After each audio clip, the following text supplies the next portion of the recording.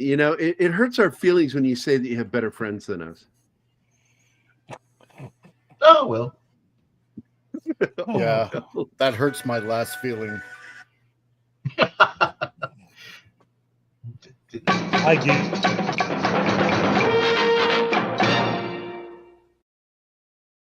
Yeah, we're here, guys. Hey! It's Saturday. And we're in the park. I think it's the 4th of July. It's Saturday and we're barely holding. Yeah. Saturday, and you're here live with Drink and Draw with Gary and Keith, and I suppose Emma and Martin too. We have to listen to Martin piss and moan about having to hang his laundry.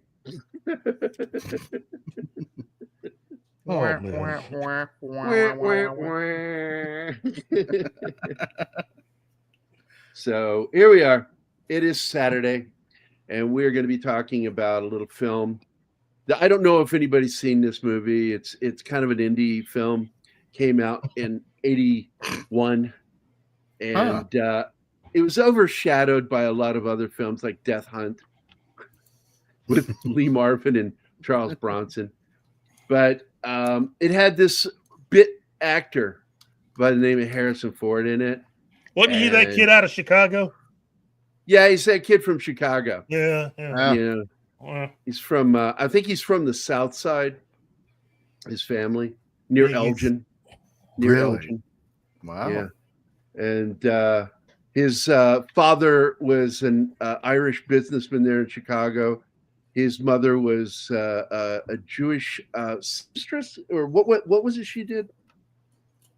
But anyway, because the mother is Jewish, that makes him Jewish. She smeared the bagels. Yeah, get away from those magazines. You're not going to put yourself through puberty here. I would always blame him for replacing Tom Selleck. Well, you know, Tom, who's, I don't know if you guys know who we're talking about. Tom Selleck is this small-time TV actor that was on a series that I don't know if you guys ever saw it or heard of it.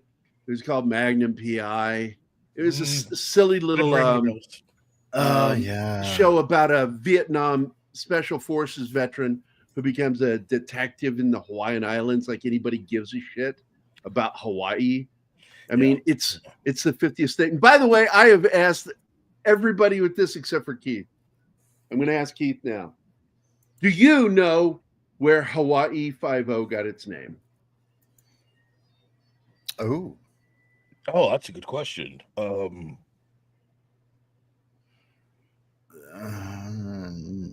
No. That was in the pilot episode. You kind of gave away the answer, though, Gary. Yeah. From Hawaii? At the estate, yeah, because it was established by the governor who wanted to establish a brand new task force. But nope. Oh, okay. I think I might know. It is a trick question. Yeah. Because it has a very specific meaning. Because Hawaii became the 50th state, so... you gave it away, you motherfucker. You did, Gary. You said that. You said that before. Before you asked the question. I said it before, but not while Keith was here. People. Yes, he was. I didn't hear it. That is how it got its name. People, listen, please. Okay. I don't know what you're saying. Bakalaka. What did you say? Did you say people something? Mekaleka hi, mekahani ho. Mekahani ho.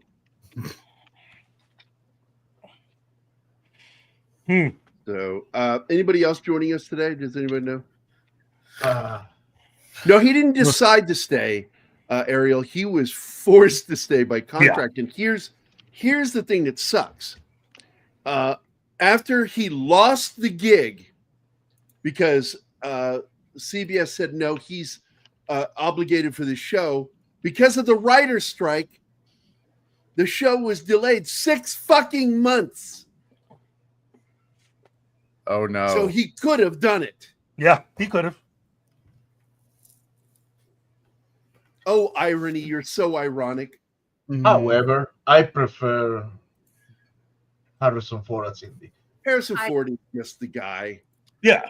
Yes, because it's hard to believe. You see in these magnificent Indiana Jones movies, when he fights, he's always grasping to the fight. You cannot believe that with a guy with Tom Selleck. Well, here's the thing, though. Martin, here's the thing. Did you ever watch a lot of the RKO serials? No. That Raiders was loosely based on? No. Tom Selleck has the look of a lot of the heroes that Raiders is basically an homage to. And so with George Lucas and Steven Spielberg originally deciding on Tom Selleck, he had the cinematic quality of what they were trying to replicate with the movie. Yeah. Now, I'm not saying that he was a better guy than Harrison Ford. I'm just telling you the reason why they offered him the part was because of how also because don't forget the other reason why was because Ford was first one mentioned because that was Spielberg. Mm-hmm. And he said, no, I don't want him to be my, how did he phrase it? I didn't want him to be my De Niro. Go to? He didn't want him to, because that's what Scorsese does. It works a lot with Robert De Niro. Mm-hmm. And he didn't want to get into that same problem. So he wanted a different actor. But in the end, he ended up having to use him because, well, yeah, go ahead. What's going on? Oh, Sherry, hi. Sorry, I was working and talking at the same time, which is something I can do. Really? That's a myth. So multifaceted. Is that a hit and myth? Hello, Sherry. What up? Hello, Joe. Sherry. Hello, Sherry, baby. Sherry. Ariel is here too. Always good to see you, Ariel. Joe gave us money. Yep. Yo, Joe. No. By the way, we found your evil twin today. Yeah. Yeah. Anima and I did.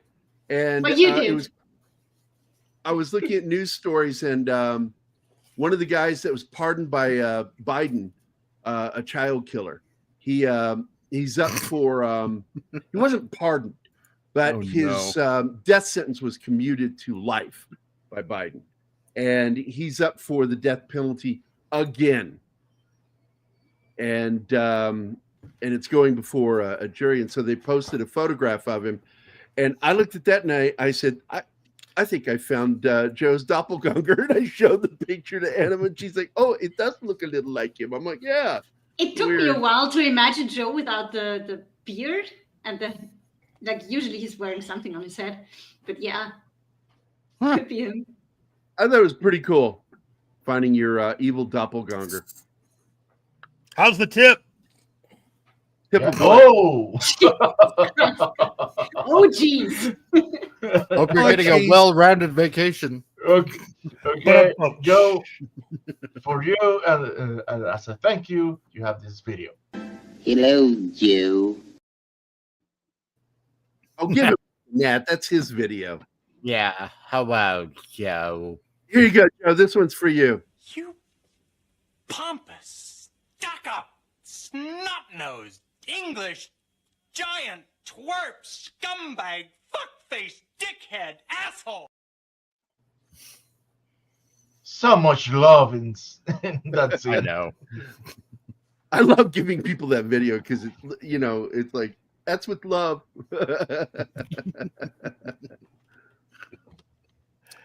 Oh, you know what you could do in this day and age, though, with AI being a thing, you could just redo the whole entire 3 movies. No, transplant with Tom Selleck. face. No. Yeah. And then you'll No. finally have your I Tom guarantee Selleck you, indie someone movies. somewhere has already done that. Yeah, Heretics. guaranteed. No. Veritix, actually, Selig had done a lot of stuff and quite a few pilots before he got Magnum. Yeah, But he'd done some great work with James Garner, which is what led to Magnum PI. Yep, because he was on Garner's Rockford Files. Rockford Files. Fuck yeah, I love that show. And he played a detective that was very kind of a comedic, a little more comedic off version of what he would eventually play as Magnum. And he was very good at it. He was very good at it, and that's part of the reason why he got the part. But then again, it is also about chemistry. I think had Tom Selleck. Oh, you know who he screen tested with? Hold on. Yep. Somebody that you know. Sean Young. Yep. Oh, yeah. Oh, my. We found that on YouTube. Yeah, we found the video that showed their work, their attempt at having chemistry. And they were good, but I'm not mad that they used the actress. Spielberg and Lucas said that, yeah. She's cute. I think Sean Young had gotten close on several parts. I think she was one of like 5 or 6 actresses that it came down to for Lois Lane for Superman. She was just one of those actresses that was just on the verge, right there. So becoming a star, yeah. Well, just hitting a really, really big part. We have another super chat from Joe. Hello, Joe. I'm looking forward to it, buddy. Yeah, good. Yeah, you won't be meeting me. Sadly. What? Yeah, I couldn't afford the hotel room. And so damn. So my hopes of going ended. They were dashed. Crises averted. I don't have to like you. I know. He's making it really hard sometimes. But you do. Yeah. Yeah, whatever weird magic you're working here. Your lip away from me, man. But you love me. No.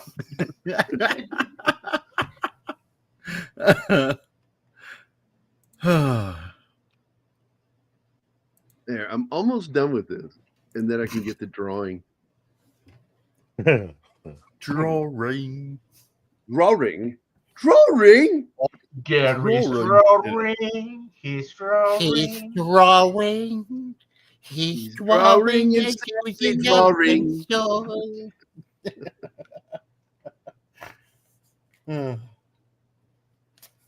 Where the hell am I going to put this? Damn.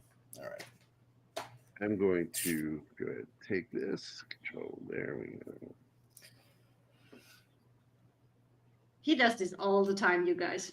Just yeah. mumbling to himself while he's doing stuff. That's how guys figure things out. There wasn't enough time before the show, so yeah, there you go. Yeah. Is what it is. We mumble to ourselves because we're figuring it all out. Fingering Or it. not. Yeah. Jesus. Bad Gary. In God's name are you doing? Bad Gary. It's a secret. Thank you, Ariel. I might. Yes. If it'll allow me to vote next time, I know exactly who to vote under the board. By the way, I was pointing out to Anima while watching some of the behind the scenes stuff making of Frank Marshall, who Frank Marshall is, that he's the one who banged and married Kathleen Kennedy. Why? Oh, and thanks for taking the hit. Yeah.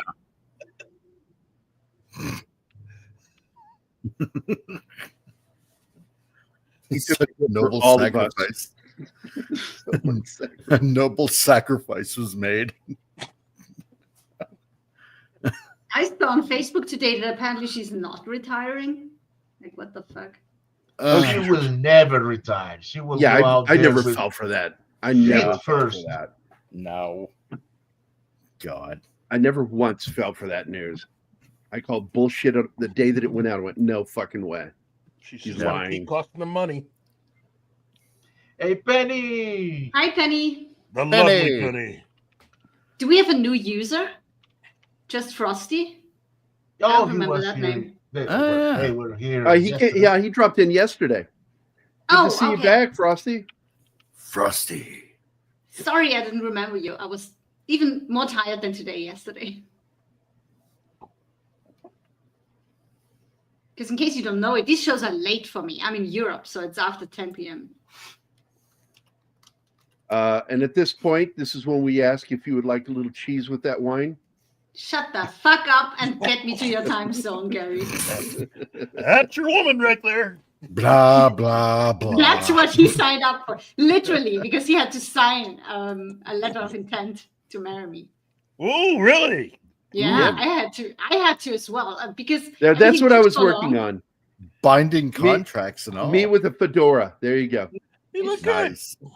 Actually, because everything took so long with the paperwork, we had to sign it twice because for them, a signature is only valid for 2 months. Everything And after you have to 60 redo days it. legally has to be re-signed. Ooh, 3 times the charm then. Is that true? Hey, Veritex. Root beer and cheese. I would not want to be around when you get those farts. Oh, jeez, dude. Oh, You don't want to be around me when somebody gives me root beer instead of the real deal. Fuck that. I had shit. me haven't some even tried it. sassafras root beer, and I ate some like a block of cheese. Ooh, good God, you wouldn't want to be the toilet on that one. European me needs real beer. After that, I'm going to chase it down with some black licorice. Well, Ew. actually, in Fuck one that of the shit. original forms, root beer did have an alcohol content, and Yep. you can get hard root beer. You can order hard root beer, and it's good. How hard it's we really talking? good. We And got not it here only in Canada. Americans like it because they grew up with it. It's Yeah. the same like with Marmite. You need to grow up on that shit to actually like it. Oh, yeah. Hell no. I will tell you, in the Right? book, Ugh. the novelization of Raiders of the Lost Ark was based off of an earlier script. And so there is a scene with that girl at the house. She's hiding when Brody shows up. She hides in the other room because he'd been banging her. Indy was a much more, he was closer, as it's been said, because one of the inspirations to Lawrence Kasdan was Treasure of the Sierra Madre. Mm-hmm. And so the character was closer to Bogart in that film. Not such a great guy.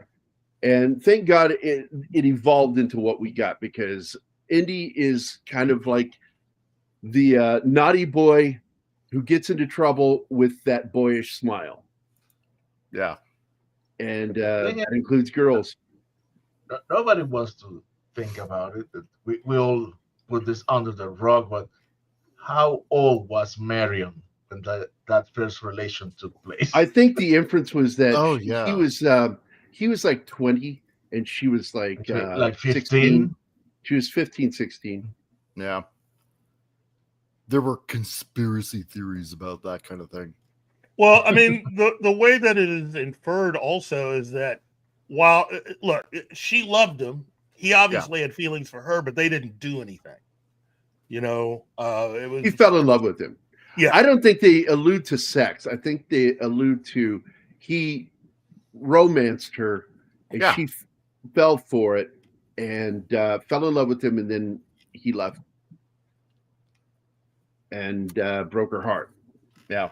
Some people take it way too far, that whole thing. Yeah. Saying stuff like Spielberg is behind, this and that, what's actually and what was going on in Hollywood, and that's why he wrote it in like that, and blah, blah, blah. It's like, no.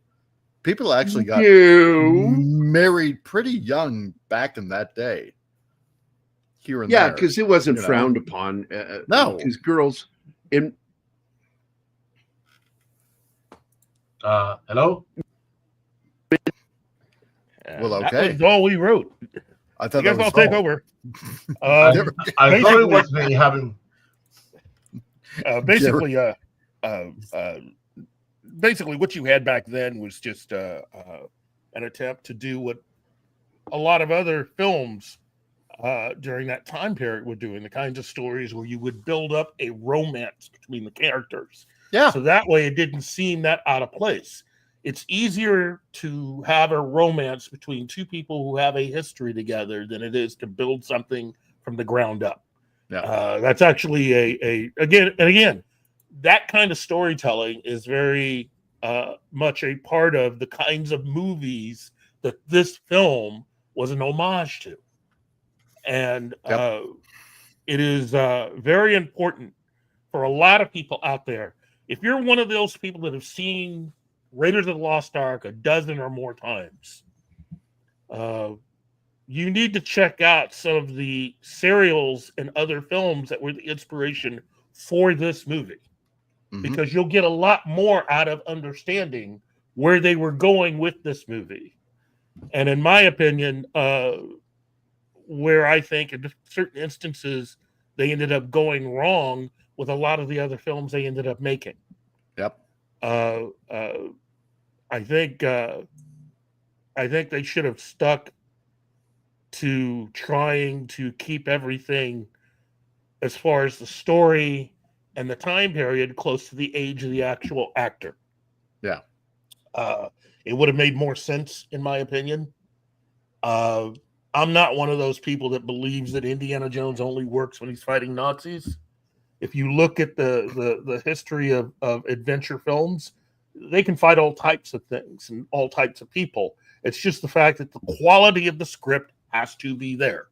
Right. Yep. You know, I had a short, by the way, and that's why that happened. It's like suddenly everything shut off and then came back on.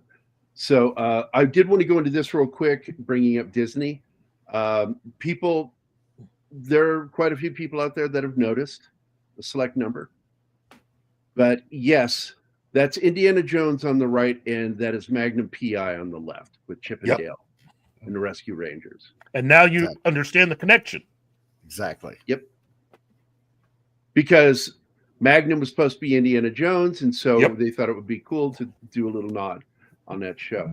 I want to show some cool artwork now.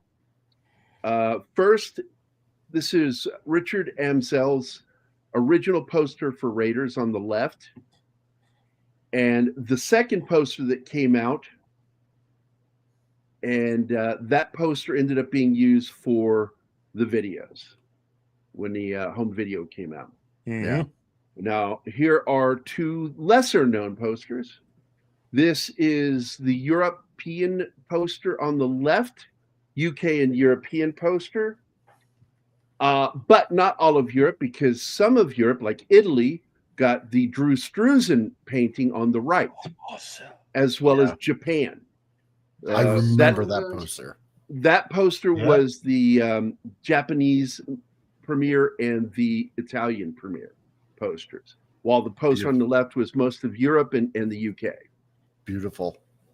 Yeah, and I love that poster on the left too. It's got that classic novel cover feel. Yeah, it does. Mm-hmm. Like it came from a book. That pulp look. Yeah, kind of. Yeah. It looks like something from the 50s, though. Yeah. Yeah. Now, Drew sadly was limited for what he had as resources for photos, and he didn't have an image of her and him together. So he took an image of Harrison from the tomb. It's actually, I think it's in the film. Mm-hmm. And they had a blow up of that they gave him, and the blow up of her face, and her face is painted on a different body. And I suspect, I've not asked Drew this, but I suspect that's his wife. Yeah. Dylan, because Dylan posed for a lot of the women. She was, what's her name, on Big Trouble Little China on the cover, where she's Kim Cattrall. Oh, Kim Cattrall. That's Kim Cattrall's face on Dylan's body. And I remember saying to Dylan, "Wow, could I have that photo?"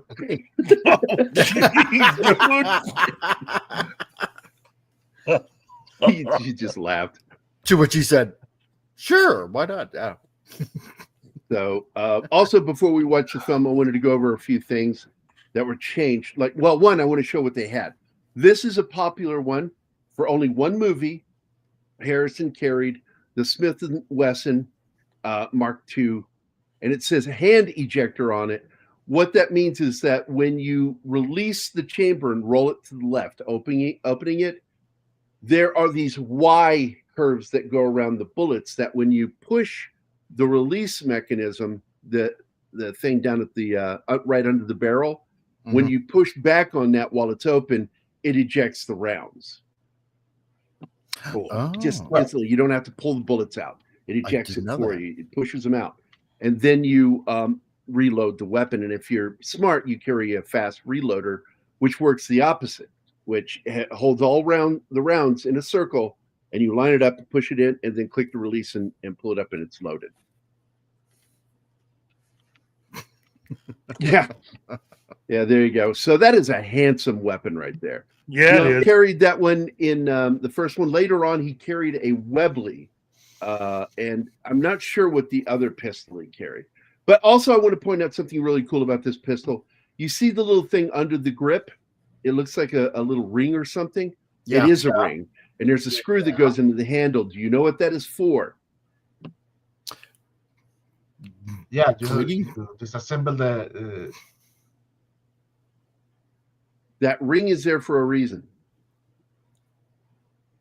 Oh, I thought you were talking about the ring under the barrel. Is to latch it. I don't have not the word you want. It's referred to as tethering. It is a ring that you have a leather strap from your holster that attaches to the bottom of the pistol. So if you're in a situation where you have to let go of that gun for any reason, like fight with your hands, you can drop the pistol and it hangs from the holster. Stays tethered to your body. You don't lose the weapon. Nice. So it's a handsome gun, and it's also a beast of a gun.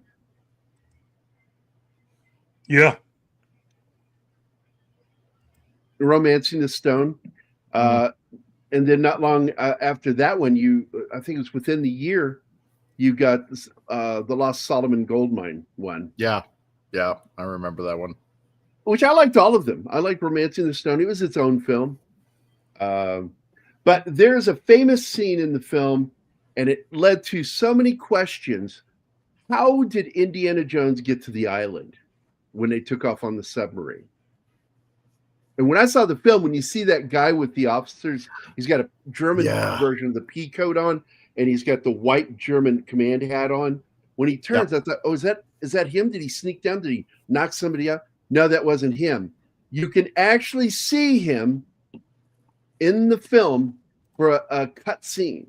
There is a cut scene. Here is the shot of the submarine heading towards the island and the animation going overhead. And you can see right there inside that little circle, that's him on the periscope. He tethered himself with his whip to the periscope and rode for a day and a night. Or a night and a day. That was it. Yeah, I had heard that somewhere. It's in the book. It's in the book. And it's also in the comic book. Yep. It shows it in the comic book. This is a shot of him, Harrison Ford. There are more shots. I didn't want to show them. Pointless. But I did want to show this. That is the shot where you can actually clearly see him on the periscope, the miniature. And then there is this shot of them building it, and you can still see him on the periscope. Nice. No, he didn't, Ariel. He did not get into the sub. He was on the sub. Not into. She says onto, not into. Yeah. He did get onto the sub. Yeah. He got on it, and he rode, because what they're saying is that for that night and a day, 24 hours is really probably what went by. They went periscope depth the whole distance. And on top of that, if you've never been on a sub before, unlike being on a ship, there are not very many places to hide on a sub. It's just because it's one long hallway. That's right. You will not get away with very much. That's why the movie It, The Terror from Space, when you really watch it, is kind of dumb because they're on a cylindrical rocket and there's not very many places for that alien to hide, which is a film, by the way, that inspired Alien. By the way, I liked it when he was told to play Sala sort of like is it Exodore, the uncle from Henry V, who's a very bombastic character. And that's why he's so bombastic in the film. Mm-hmm. Oh, there's where Forrestal bought it. Hey, we have Jacob the critic. Hello, Yeah. Jacob. Jacob, how you doing, buddy? Yo, You know he moved out of Springfield. He's not here anymore. Dr. Octopus. Alfred Molina. Todd Jones, clearly related to Indiana. And Indiana Jones was not always his name. It was originally Indiana Smith. Indiana came from George Lucas's dogs, the giant Malamute, and who was also the inspiration for Chewbacca. This scene's kind of funny because Harrison Ford isn't really bothered by bugs, but the spiders did bug him. Yeah. And the spiders, when they started shooting, they weren't moving, Newt. So he's like, what's the point of having them if they're not moving? You know, we want them to move. And the handler goes, well, the only way you can get tarantulas to move is to introduce a female. So what they did is they took female tarantula and put it up on his, I just forgot his name, the actor that played Speedo. Alfred Molina.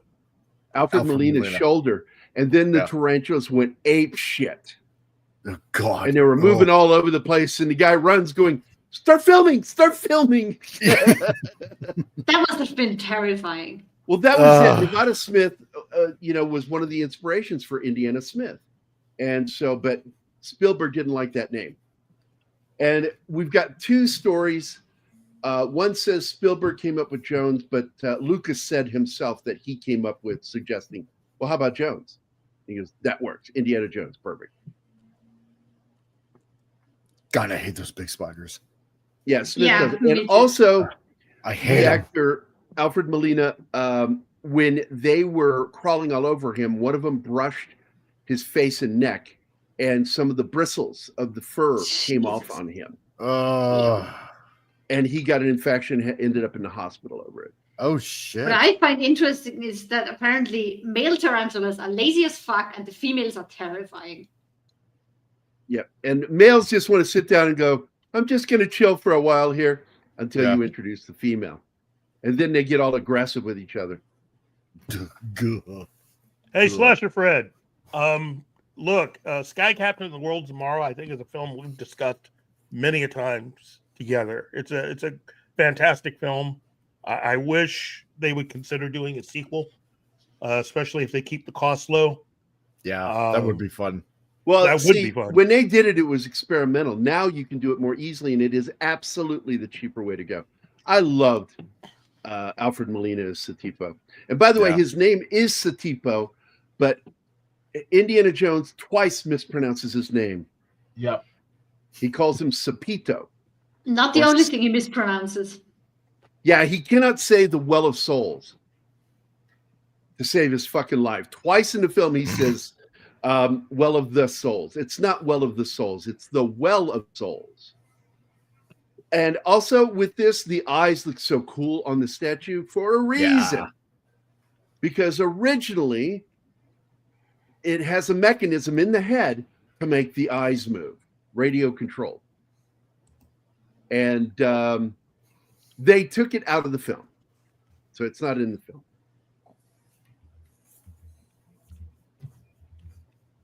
And there's one guy that built a radio controlled idol so the eyes move on it again, which is awesome.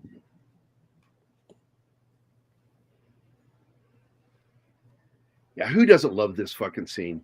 Yeah. I was curious, who carved those Celtic knots in the background? It's right behind the idol of those two carvings, and they look like Celtic knots. By the way, that is a baby coming out between the legs. Say what? Oh well, good to know. It's a baby coming out. It's a fertile Fertility. Fertility goddess. Yeah. There's definitely not enough sand in there. Well, Definitely I not. remember sitting there with my dad watching this the first time, and my dad leaned over to me and he says, there's no way that sand has the same weight as that gold. Yeah, I know, right? And then this happens, and they're like, yeah, no shit. Yeah. No shit, this is about to happen. But I love how he just runs through so fast that the darts can't get him. Throw me the idol. I throw you the whip. Yeah, there's no way he was getting that whip. Whip it good. Now, my dad, when he watched that, complained because when he starts kicking, you see like part of the set giving way under his feet, like it was made of fabric.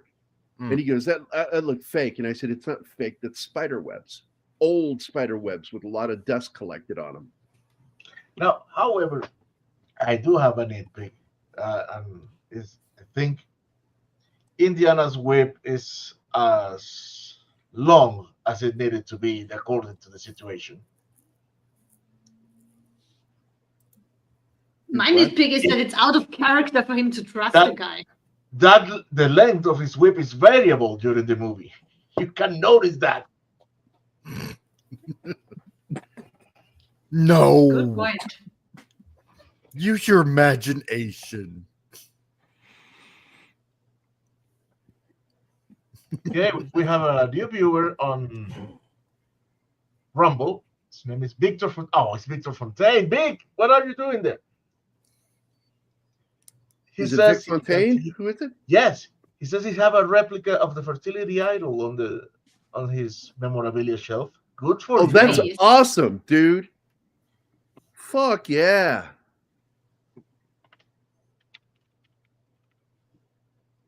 Man, it's good to see you again, Vic.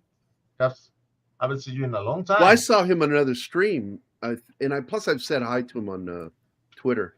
So I'm glad he's popping by. I said, it's been too long, man. I haven't seen you in a while.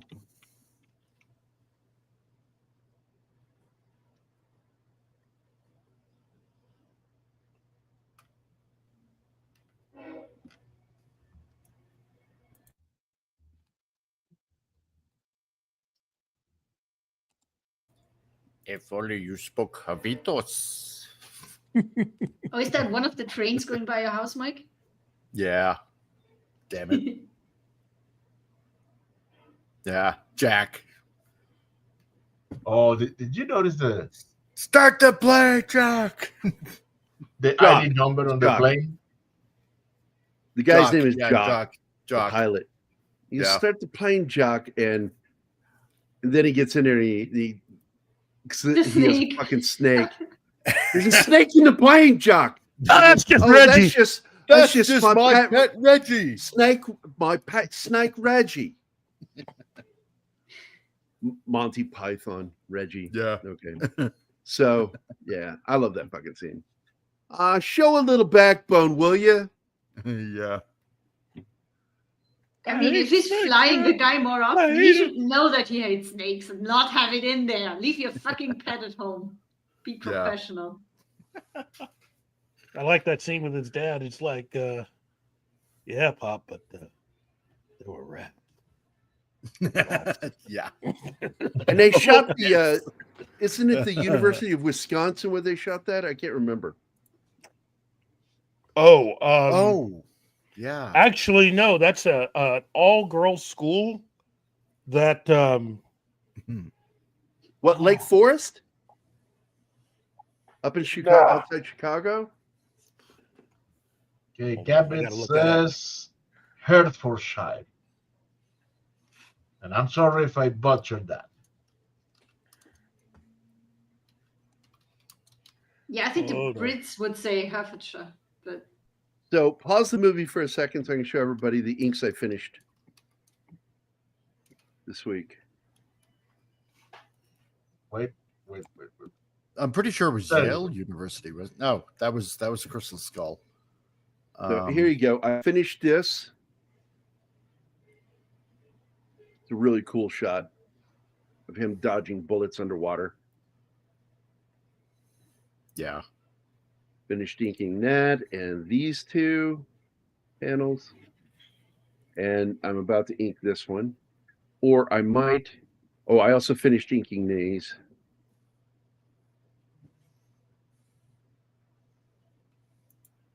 That's an assassination scene. And then this is another one I want to start inking today. Sweet. Very cool. There we go. Back to the movie. Yeah, it was the Conservatory of Music building of the University of the Pacific in Stockton, California. California.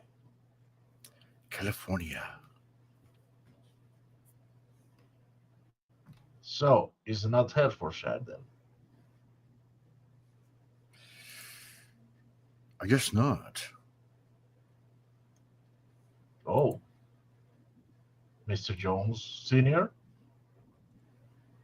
You sounded like Well, the exterior was the University of the Pacific in California.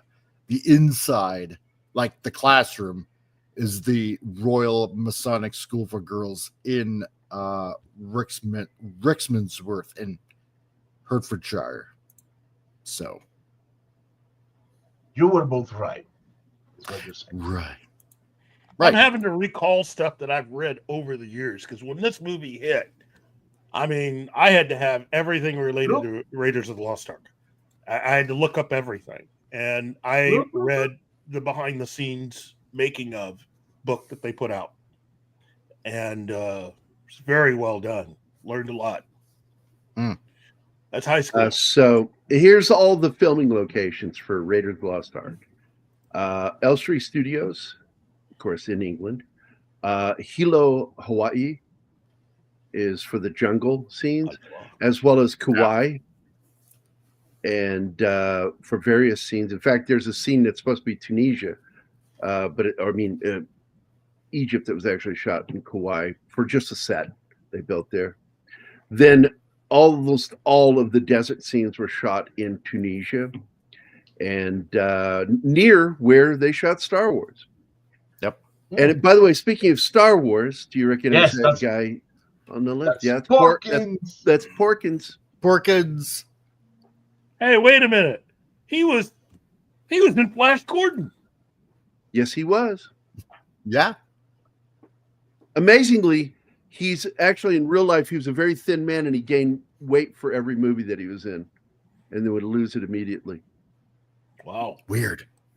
I'm lying. Weird. That never Weird. happened. Yes, you are. Weird.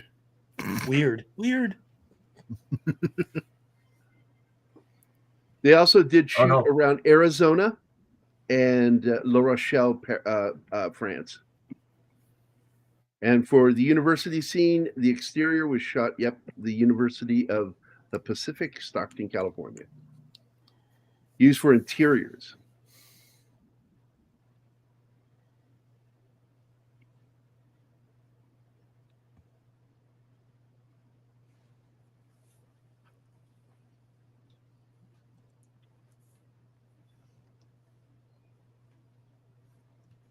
Now I remember.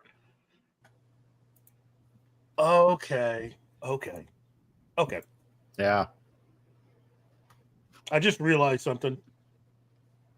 Okay. Care to share? It's a little early in the movie to do it, but it has something to do with Val Kilmer and a movie that he made and an actor he appeared with.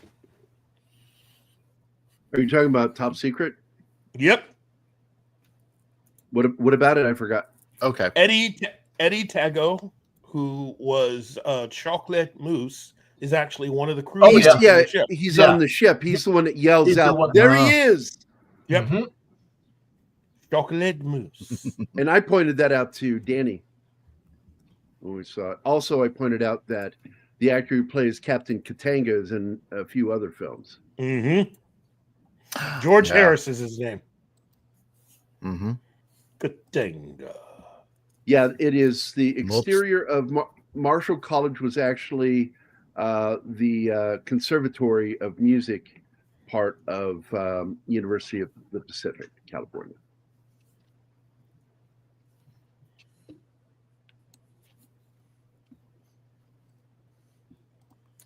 George Harrison, not part of the Beatles.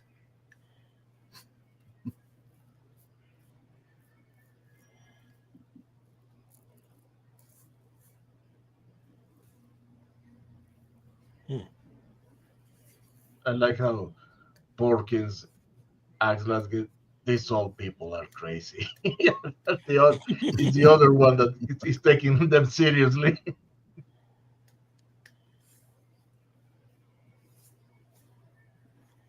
Army which remember- carries the ARK before it will be invincible.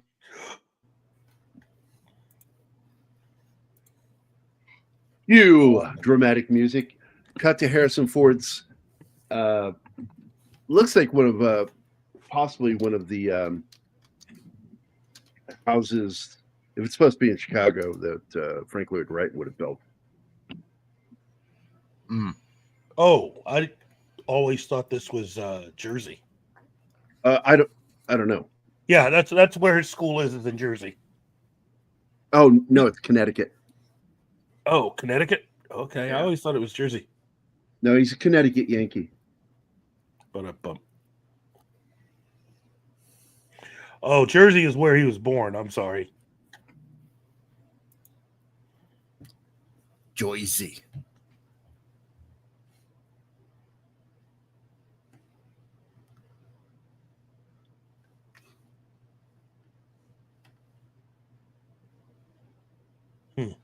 I always liked his character. Whose character? Marcus Brody. Yeah, too bad they write his daughter as a handful. Yeah.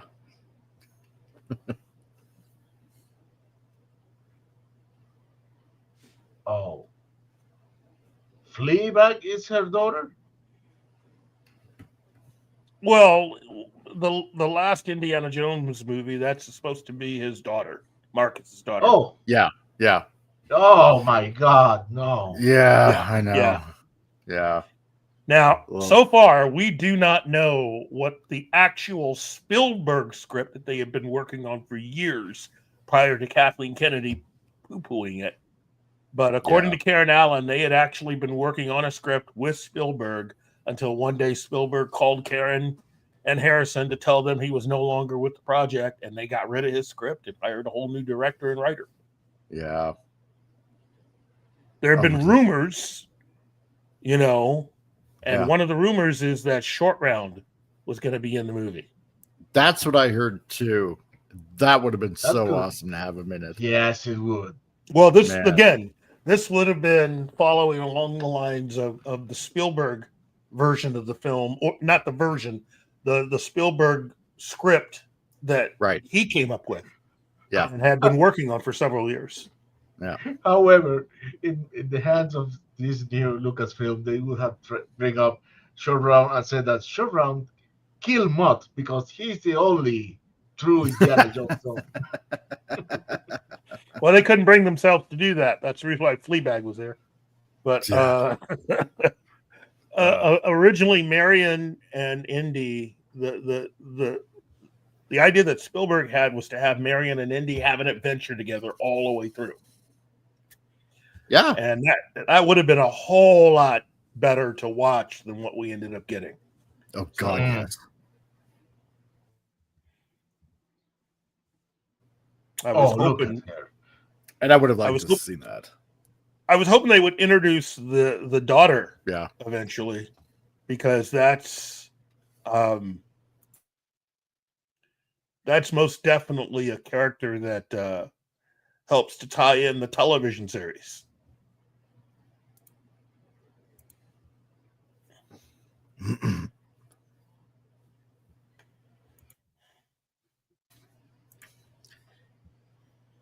I was young. I was a child. You knew what you were doing. No, You never knew. I was budding. I didn't know. I was stupid. I was a tween. Oh, jeez. Oh, wow. Oh, come on, Marion. Love is love. You know, like No, my God. Stop it. Stop it right there. Wow. brought to you by Kathleen Kennedy. So, Oh. yeah, right. Oh, Oh, man. oh. Well, Tough ground. well. Anyway, hello, Pacific. 414. Yo, dude. Oh, man. Hey, you guys remember that time that Mike said a bunch of fucked up shit? Yeah. No. I remember like it was a couple of seconds ago. I Must be a remember. day that ends in a Y. Pepperidge Farm remembers. I remember. Pepperidge Farm remembers. That's right. Oh. It was funny though. Well, yeah. You never fail to amuse, Mike. Well, I tried my best. So Oh, this is low wow. effort. Yeah. You Anyway, the medallion. Yeah, exactly. Oh. Mm. Are you okay, Keith? Nope, I'm good. I'm good. I'm helping Keith wake up a bit more. One more mark there on the whole I'm going to hell chart. Dude, in this panel, that's a given. Yes. You can stop making Yeah. it count. Your friend, Well, Dr. Jones, was just here. I hope I for your only- sake he has not yet acquired it. I only hope our cauldrons in hell are close enough to so we can still cauldrons at this rate, I'm getting me a nice corner apartment. Either way, the weather's balmy, and you'll need class 5,000 sunscreen. So yeah, this nobody tells me what to do in my place. Hey, I mean, the Yeah. devil wants to have some fun too, so of course we have to go there. Well, yeah. Oh, they didn't consent to touching her. So, and I don't think Marion's into that kind of gameplay. So, Wow. You see, I like a little different type of fun. Your fire seems to be dying. He's such a slimy scumbag. I know he plays it so well, man. He is Oh, yeah. sort of the Except for- Peter Lorre villain. Mhm. The Yeah, German yeah. accent is so bad though. it is too. It is terrible. Such a slimy, snaky, pus-filled type of character. I love it. Thanks for such detailed visuals. I will share. My this grandma with had a You're saying for welcome. people like that. She would say he has a face like a house slipper. You step in it and you feel good. Yeah.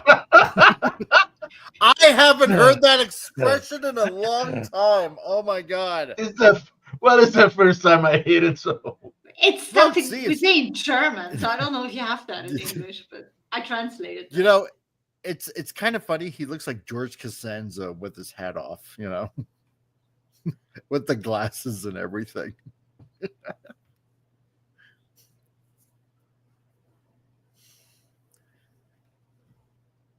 Oh, don't worry. It is not yet your time to burn. They went above and beyond with that set to get consent from the people there so they could have this huge fire. Oh, A yeah. lot of effort went into this. You know, Then he whines like a little actor bitch in the Ronald snow. Ronald Lacey, who played Talt, was also in the movie Red Sonja. Really? Yep. Well, I don't know. I'm still trying to forget Red Sonja, to be Oh honest. yeah. He's Isn't also that in bad? another film that we're going to be covering, Zulu Dawn, Mhm. Oh, which is oddly the prequel Ooh. to Zulu, written by the same guy who wrote and directed the original film Zulu, but he The didn't Michael direct it Caine this one? time. He only wrote the screenplay for it, and it's really pretty good. I do like the film. Zulu is Cool. the first Michael Caine movie, right? Yeah, well, first starring role. Yeah.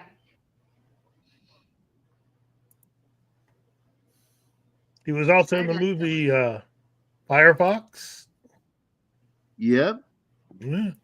he was one of the scientists Yeah. that gives his life Yep. so he can escape.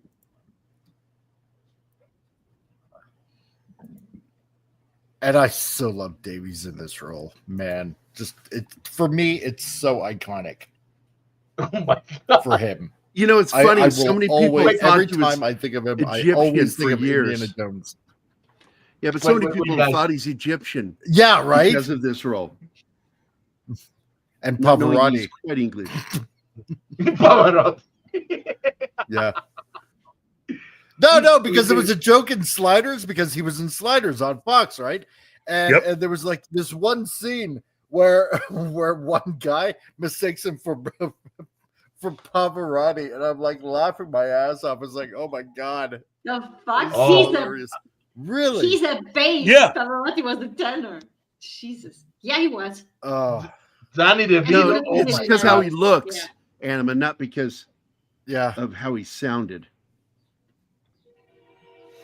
Well, yeah. Jeez, really? Okay, Victor Fontaine from Rumble. He says, "Agreed. You take out Phoebe Worthless Bridge and replace her with Short Round, and the Dial of Diarrhea actually becomes a good movie." It's just There an you go. ill-conceived film, is really what it was. And Well, look who did it. good point.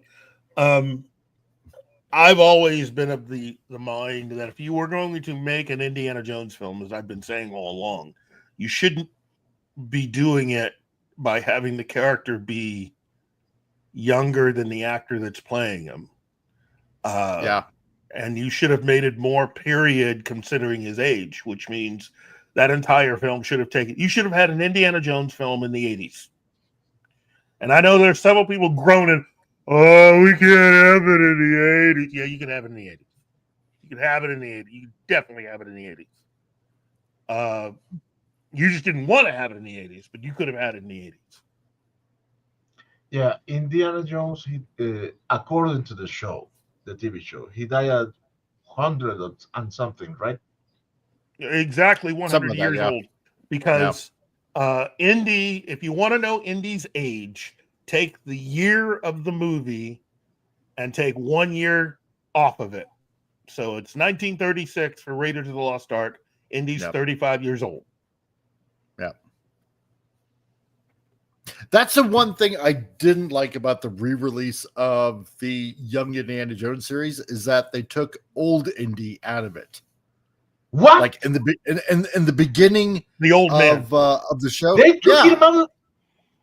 Yeah. No, the old What? man. The old man. The old man. The old man. I know, right, I know, that but played you old can man. do that. Yeah. No, I know, No, right? no, It's they like, can totally why do did- that. It's pretty easy. You just edit it out.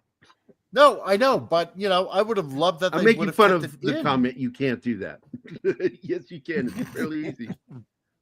And just like that, we lost Gary. Ooh.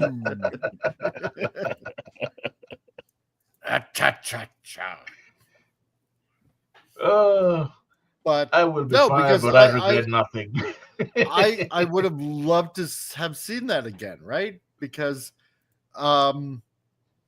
it's like when the fifth movie was coming out, it's like oh yeah, he was gonna die and blah blah blah. It's like, no, you can't do that because it goes totally against the whole continuity of Indiana as a whole, because he's an old man. He lives to be a very old man with an eye patch and everything like that, right? Mhm. And it's like, yeah, he's not an old man. It's like, dude, like, you've never watched Young Indiana Jones. You don't ever, if you even have watched it, remember old Indy, you know? And yeah, I would have just loved to have seen that left alone and just leave the old man in the Young Indiana Jones series. They had to take him out because they weren't wanting to explain which cat actually took Indy's eye this time. So yeah, exactly. Yeah. Yeah. However, as much as the fifth movie sucked monkey balls, you know, at least you could have maybe have put something in that movie near the end where he probably lost his eye and he got an eye patch. There are only But, 3 you know, Indiana Jones movies. Yeah, I know. 4. No, you know what? I will say 4 because the fifth one is Kennedy, and at least the fourth one is Lucas Spielberg. As much as that isn't as good as the original 3, I will include that in. I mean, Well, yes, it could have been Lottie better. fucking da. Yeah.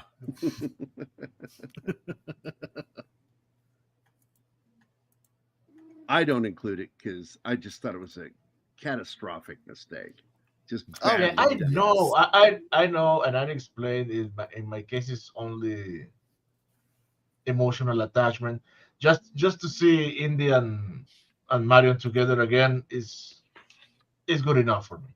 Well, as a happy couple, this whole thing where now we're gonna make them estranged. It's like, that's bullshit. Yeah, that's what are you doing? Oh, the bullshit Yeah. of killing their son too off camera. Yeah, exactly right. You know, I think even Spielberg was gonna find a very creative way of not having the son in the story without killing him. You know, it was just, Recasting. I mean, for all its faults of 4 having, you know, I would rather include it than not. You know what? Because the college scene in that movie is the one redeemable part of the entire film for me.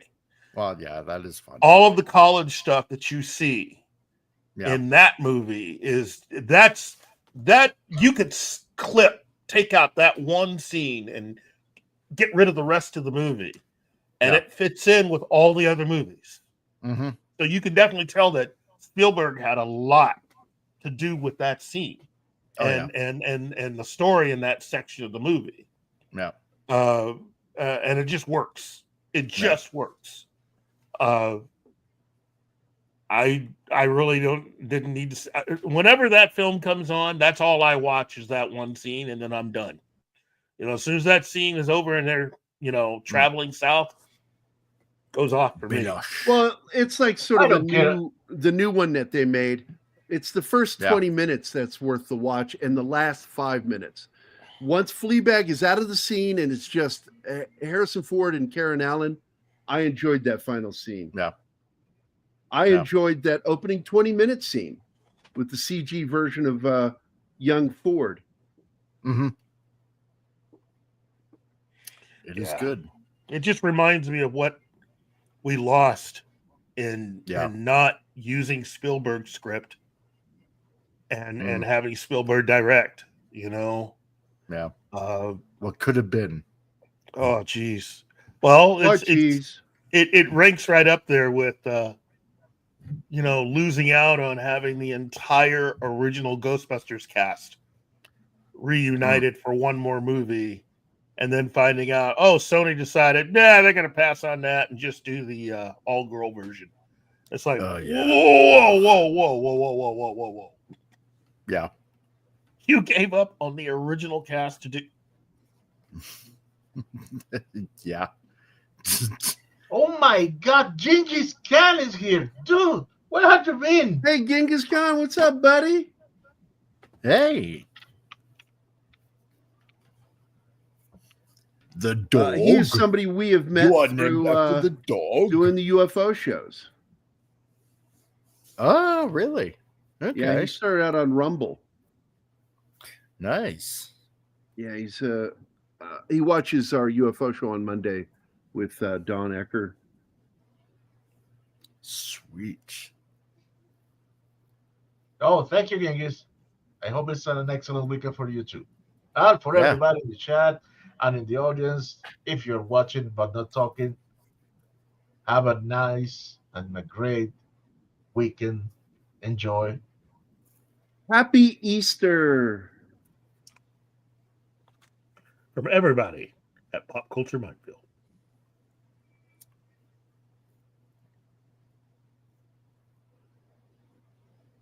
By the way, I love that green python. Mm.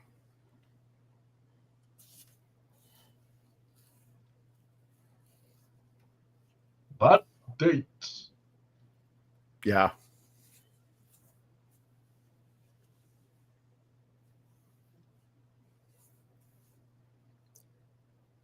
Now, originally, the little boy that you see in that scene is actually a dwarf. He was the one that was supposed to go down with Indiana into the Well of Souls. Well of Souls and grab the Ark. Right. And The Solomon Well was of the gonna Souls. Yeah, the Well of the Souls. I'm like, what is wrong with Harrison Ford? Why can't he say these things? Hey, notice all the tracks. Notice all the tracks. Yeah. Okay, that's they cut something out of the movie. Well, there's a lot of stuff cut. Don't forget about the scene when they get out of the Well of Souls. They're pushing that big stone, and then they climb out, and there's the wing. But then when you come to a different angle, you see an unconscious guy right next to where they came out. There was a whole scene that was cut from the film. Well, the mine car scene from the next movie was actually originally meant for this. Right. That's the reason why you have all the tracks and stuff laid there. They were going to do all that stuff. It was going to be Indy and Marion, and probably Sala, and they cut it. We're being raided. We have a meth raid. Ooh. Welcome, Raiders, to the Raiders. Hey, guys.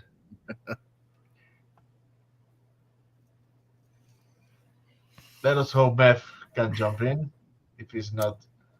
If he's up to it. I know it's Yeah. right there in Israel. Yeah. So many extras all over the place, man. Yeah. Dude, the photography of this movie is perfect. Well, The camera working, the lighting, everything. Yeah, you had just a fantastic cast and crew for this. On time, on budget. Gotta love it. The Meth himself is here. How are you, Meth? Douglas Slocum. An incredible director of photography. Oh gosh. Edited by Michael Kahn. Oh jeez. Oh geez.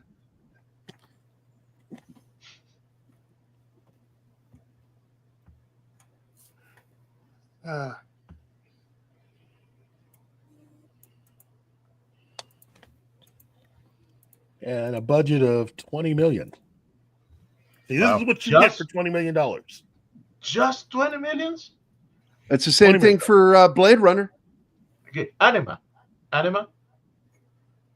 Hello. She probably has Anima. Oh, the cats finally got to her. Oh God. They're devouring your body as we speak. Okay, guys. They start with the fingertips. Yes, they do. Because I wanted to know what is reading. What is written under my cat.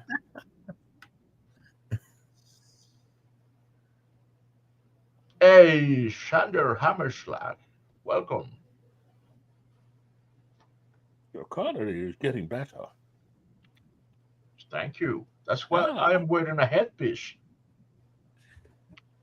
Michael Bay. AKA, I'd like to have you do that entire routine. Yes. No, I leave that to Mike. You have to give that routine to Mike. That's right. Thank you. Thank you very much. Michael Bay, aka Leonard Nimoy's cousin by marriage.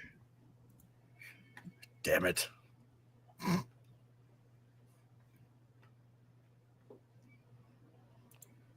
I love this part. That throws it down a freaking. Hey, you got to use what you got to use, man. That's right.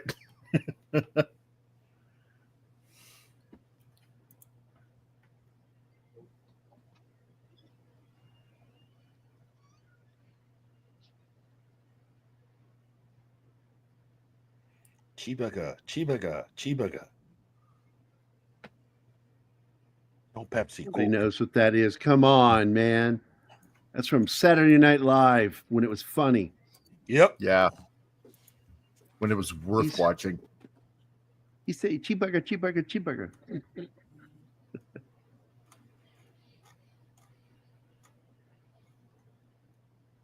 Now Indy thinks of an idea, just like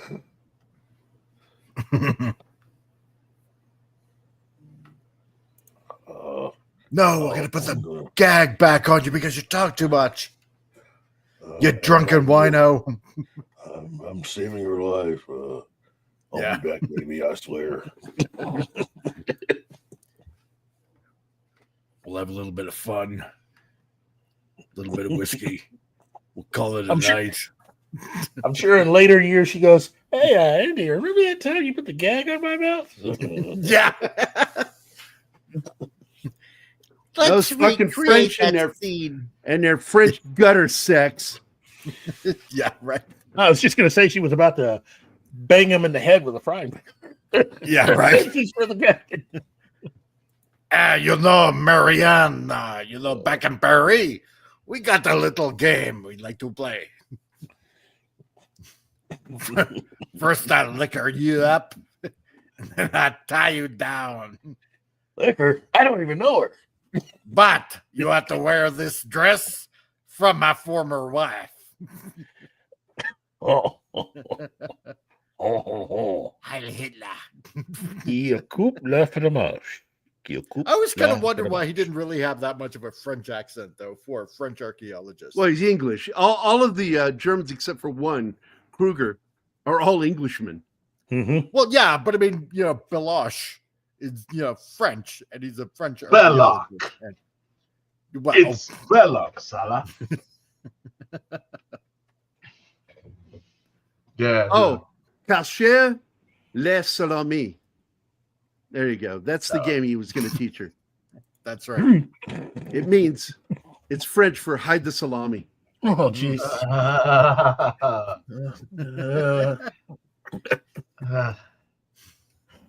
Now on floor 6, on the descent to hell. Yeah. It's getting hot in here. So What do you call those? What What do you call the trains that are just one stop trains? Pick up and take them right to the stop. What do they call those for business people? Oh, Espresso? Express. Yeah, express line to hell. That's what that is. oh man. Dude, if we continue this path, we will have shares. If we're lucky.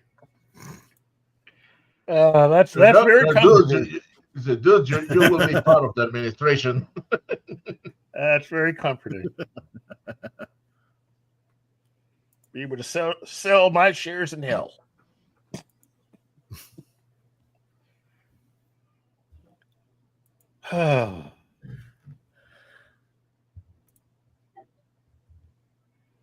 Hopefully this means that they can actually make another National Treasure movie and stop all that weirdness they were doing with a TV show version. That was made for modern sensibilities.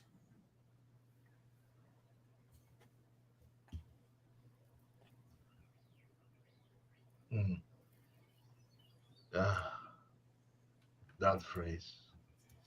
Modern Oh yeah. Egyptian asp. You go first.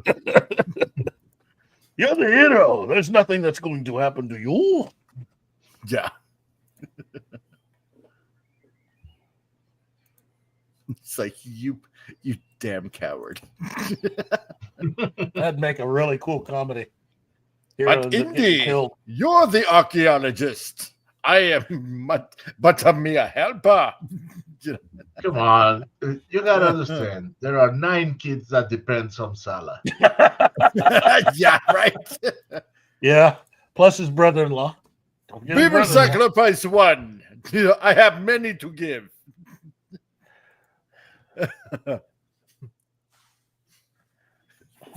Think of it like an apprenticeship. Indy will teach you all. See, no bullet can hurt me because I have a hero in front of me. Yes. No bullet will touch him. Hello. Oh, man. Oh, jeez. Aaron Allen. Hey. How you doing? Are you? Yeah, I How you was doing? about to say that. How you doing?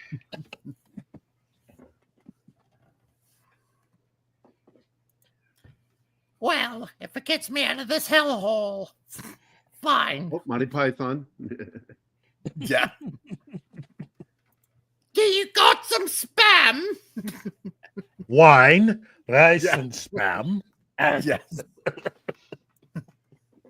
Spam. Spam, spam, spam. Fucking hate spam. Maybe wine Chianti.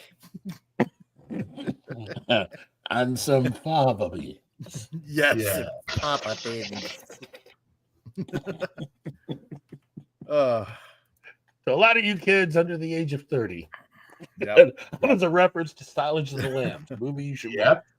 You know, That was- it's so good to know that there was a big pane of glass between them and some of those snakes. Like, Yep. Oh, that. yeah. And by the way, this version, this cut of the film, that was cleaned up. So it was Yeah. digitally removed. So Yeah. you see no reflection anymore. But when you saw it in the theater in Yeah. the early VHS, you could see the reflection on the Yep. glass. Yeah, you could.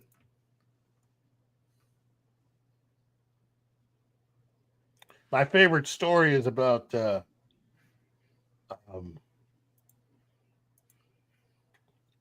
later on what happens in the Well of the Souls. Once Marion's down there, and how when filming the scene, Karen Allen had gotten to the point where she just couldn't scream anymore. It just Yeah. wouldn't come out. And it's about how Steven Spielberg got her to scream on cue. You throw a snake on her. Yeah, That's exactly what he did. He went into the rafters. He told his production. Oh no, he told his director of photography to just wait until he says he gives the go ahead on the walkie-talkie. And he took a snake and went up into the rafters and waited until he was in position. And said action and dropped the snake around her. On her, it fell on her neck. And she let out this big scream. He got it. He got the cut he wanted. It's like, yep, here we go. Well, there you go. I mean, that's the William Friedkin way of doing it. Yep. Well, Because you can kind of start to hear her voice going just a tad bit hoarse, a little bit, and then it's like, nope, bloop, drop it on her. Oh man.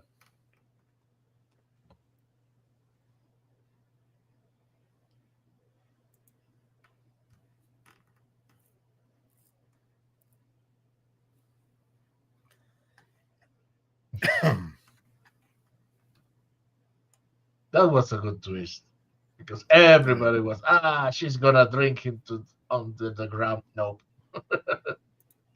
she probably would have if somebody hadn't showed up.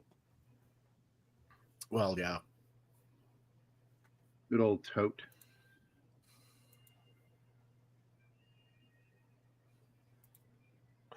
Meet again. We Frau. meet again, Fraulein. Always. Just like interesting for the wrong. always overdressing for the wrong occasion. Yeah. Now, That's we better play my headset. favorite game. This is where I bind you up. And I love how it looks like a weapon or something, and it's like fucking just a hanger. Yeah. Right. Oh, when I was a kid, I was just thinking the worst possible thing. It's like, oh crap, he's gonna break fingers or whatever with that.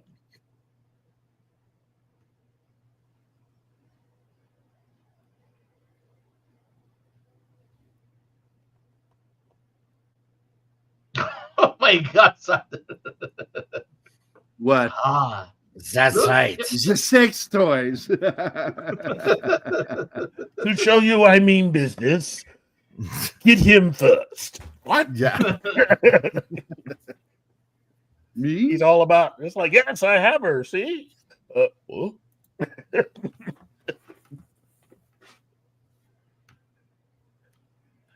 Where is it? Where is R2D2 and C3PO? Well, I To never me? seen them. To me, I saw them in the They're- a photograph in Starlog, but I've never been able to find them in the movie. actually, I found exactly where they are. In the scene where they're lifting the stone before they lift, where they get to the Ark of the Covenant. Yeah. It's on a piece of stonework that's actually near Indy. In the back. Not quite. No, not in the back. It's in the forward. It's there's a portion there when they're lifting. It's right there before they lift, and it's right about. Sorry, it's right about here, Okay. and you can see it. Somebody had a. If you go Google Raiders of the Lost Ark, R2D2, C3PO, somebody will have the picture of Indy there, and somebody had put a circle around where R2D2 and C3PO are. It's basically right there. Son of a Bitch. Oh, okay. Yeah. No, I know exactly what you're talking about now. What's kind of in the background? Oh, one sec. one leg over my shoulder. There we go. Mm. The killer was mine. No, it's mine. No. You like living too much. The girl was never yours.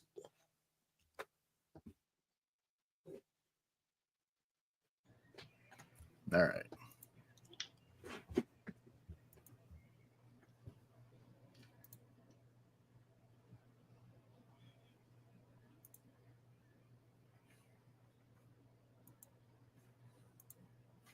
Hey, what is going to happen now? Oh, yeah. I like how she in his frantic. She mistake the whip for a for a snake. Not the first time. Oh, I wouldn't know. I wasn't there. Use that on me later.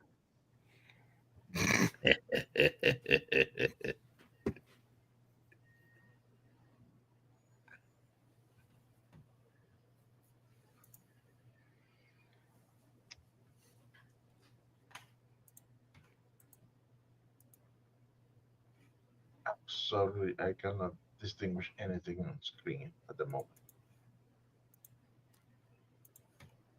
Ah, okay. you're Yeah. sorry. So sorry. One more line. There we go. Yeah. Just like a woman to complain. Andy, the fire's going out. Of our relationship, I know, And- Marion. That's right. Thank you, Captain Obvious. Thank you for pointing out the obvious. Couldn't have done it without you. Let That me know scene, another by the reason way- why you're so handy. Oh, Anima's back. I was there the whole time. I was just listening. That scene with Yeah, the but we were skeleton, talking to you and you didn't respond. because I had a phone call. Might have been through that 1 minute that lasted that you were talking to me. I was going to say the scene with the skeletons for her was way more terrifying than anything with the snakes. Mm-hmm. She hated that. And we watched a behind the scenes video where you see people moving the skeletons towards her and really pushing them into her. So that would have freaked Once me again, out. just like there's the body laying there. See it? Yep. Yeah. Yeah. No. And because there was originally a little fight there where he knocked a guard, one of the Egyptian or Arab guards. They could have just left the fight in there if it's short or cut it short. Makes no sense. They Something about felt it this- impacted the timing of the scene. Yeah. So Now they you took see it out. Well, There's The having a irony. random unconscious dude, that wasn't weird at all. No. The irony. This this airplane, I The irony- love this airplane. the irony that they had uncovered one entrance to the Well of Souls and never exploded. Yeah, right.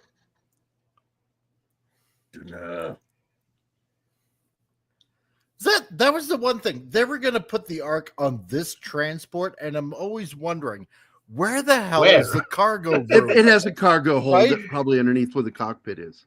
Yep. It doesn't look like it, though, for some reason. No, it doesn't. It's not a No. big cargo hold, for Christ's sakes. Just going to Well- put one box in there. Yeah, it's Well. snug. It's like Yeah. where on those wings fit the wheels. There's no space to put those Yeah, wheels right. inside the wings. You guys are really overthinking this. You're Yeah, killing the because it's just a mood. wood prop. That is what we do. It's not a real plane. Killing the What? Shut up. Yes, And it it's is.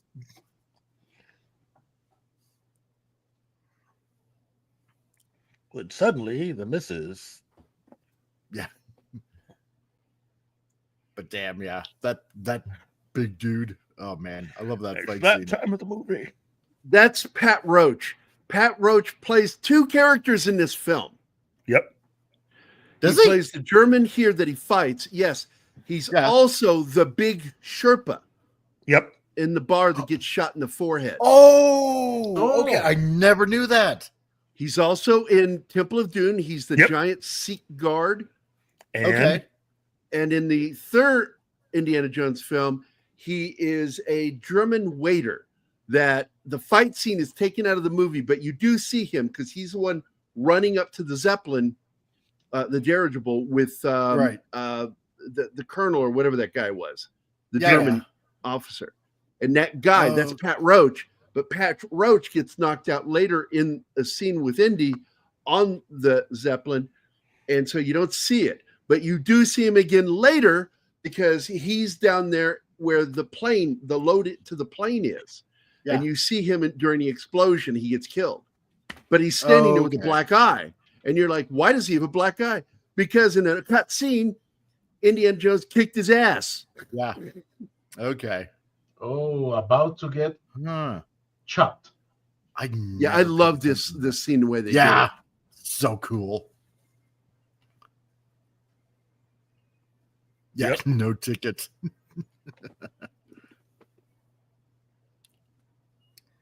this is the power of physical effects. Yeah. Hmm. Do everything on camera. Mhm. Great stuff. Still holds up. I always wondered if that plane could actually fly if it was real. Well, it's based loosely on the one that Grumman built, Yeah. I don't think it can fly. which with had those stabilization little engines. issues. Yeah, that's for one. And these engines are too small. We Mm. need at least 4 of them. Thanks, Neil deGrasse Tyson. Oh man, to think that some years ago I would have to say thank you to that. And then I saw his Twitter, and oh my god, he went nuts. The power of dashed dreams.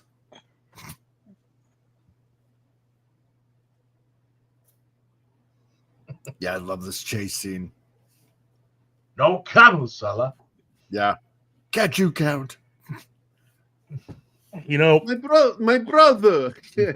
Yeah. my brother-in-law. No, Compensation Indy for my brother. Steven Spielberg is the only other person now that, if Amazon were smart, there's two people I would approach to direct a James Bond movie, and Spielberg's one of them.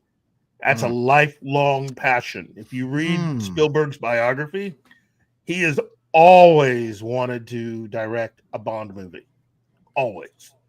They That would only be hire interesting. British directors. I know. Yeah. Well, if he got his citizenship, Wow. Well, I should say they only hired British before. Now that Amazon has it, all bets are off. well, yeah. If Jeff Bezos is smart, Oh my God, that's the next Bond film. All bets Yeah. are off. All bets are off. Starring Katy Perry as James Bond. oh jeez, She was an astronaut. Yeah. It'll be a retelling of Goldfinger. They got Not so Goldfinger, upset sorry. this week. Her and Gail and all of them. We were in Moonraker. space. It was not like a ride. It's Ah. like it was a fucking ride. You didn't have any control over it. Somebody else was in control of it from the ground. Mhm. That's called a fucking ride. Exactly. If You're not astronauts operating the- because you didn't do anything Yep. while you were in space. you got to jump. And that is a requirement by the FAA to have the title of astronaut to do some scientific shit in space. Yeah.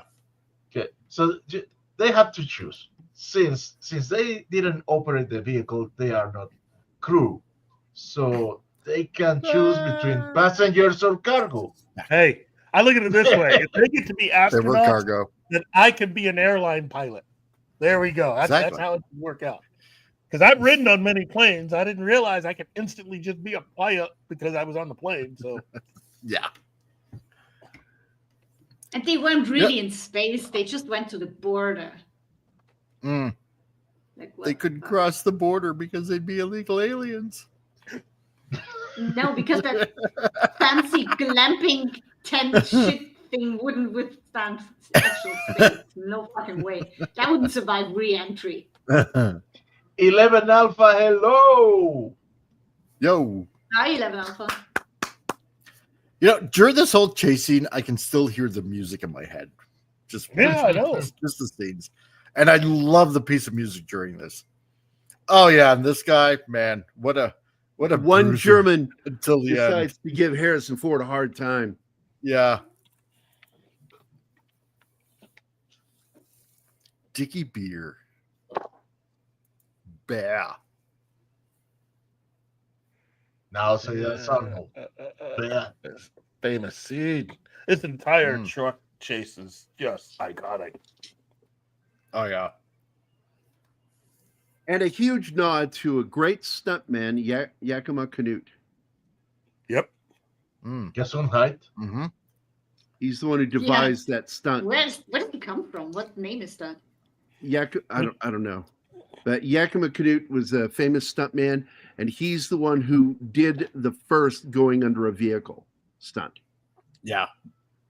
It was a To wagon. me, for this our, is coach. Yakima Canute. yeah. Yeah, Yakima Canute. Yeah, Okay. to me, Yeah, this chase yeah. scene, this whole thing is so totally iconic to me. I love it. You find something on him? Yeah, I think I remember hearing Yakima Canute's name in relation to the stunt. So Okay, Gambit says Giacomo Canute did the maneuver stuntman rodeo. Oh, sorry. Go ahead.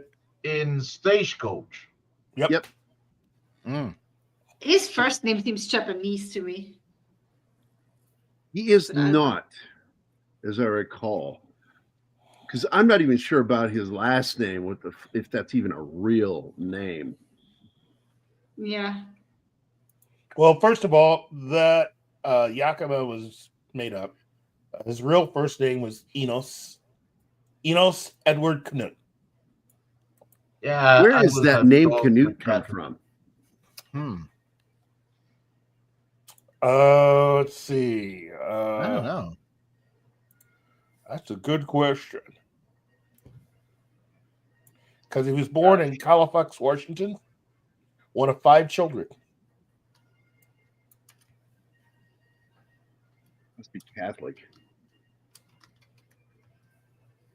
And he's a real cowboy, son of a real cowboy.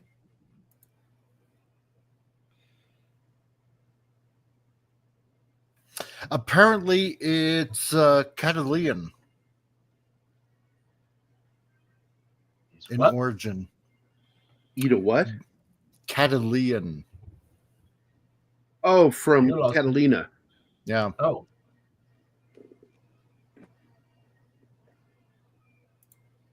Just another big name from Washington State. You know, like Adam West. Yeah.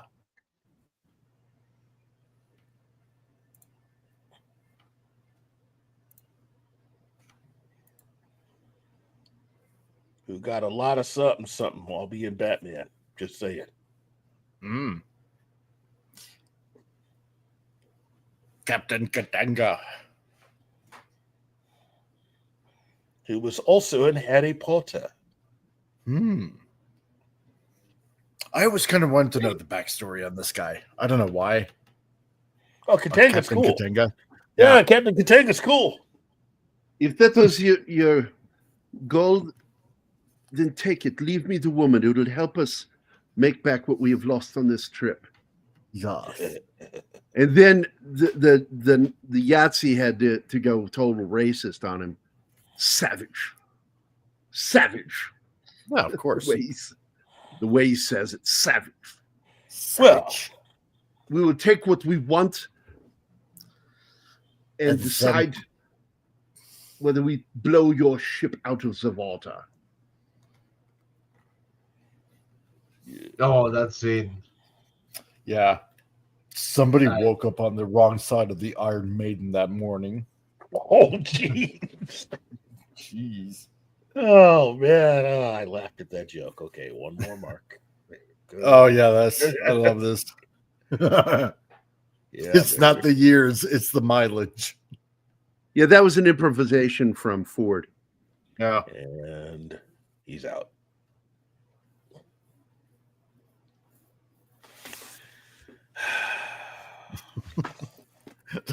The whole mirror. Oh my god, I could just feel that. when he just Oh, 11 yells. Alpha's here too. Oh Yeah, man. Helen you said Blake. hello to him. Did you forget? I haven't.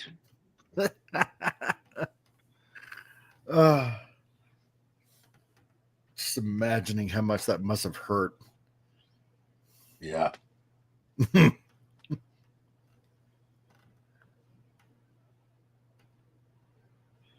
Obviously, Indy woke up because, you know. Well, my job here is done. Oh Time to my get- god! Time to go get some bacon and eggs. Oh, the Nazis are here. Well, I'm gonna have to Uh-oh. skip that. Bad word. It's like prom night all over again. What, Yeah, Indy? I mean, oh,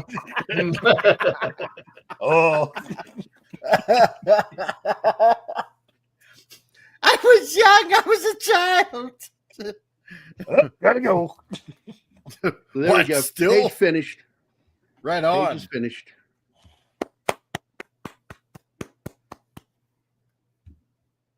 Love it. And no references for any of this. Awesome. This is just me doing free drawing. I think it still looks realistic for the most part. drawing. Free drawing. Great job. Free drawing. Shut up, Wow. Martin. Wow. Well, for that, I guess we're just going to have to play the song. Oh, geez, really? You know, I really like I'm the song. The music was the flowing. only thing that's good in this movie, and you're ruining it. So roam So ornery inside real wrong. What the hell? There we go. You constantly playing the song made me hate it. Going straight to hell. Why? That's Mission the best song of the whole movie. The music was the only good thing about that movie. What? And I've heard it too often. It's 10 Oh my marks there. God. You need to take a stroll on Bacalaca Street. Right there. Can you By the way- feel the love tonight?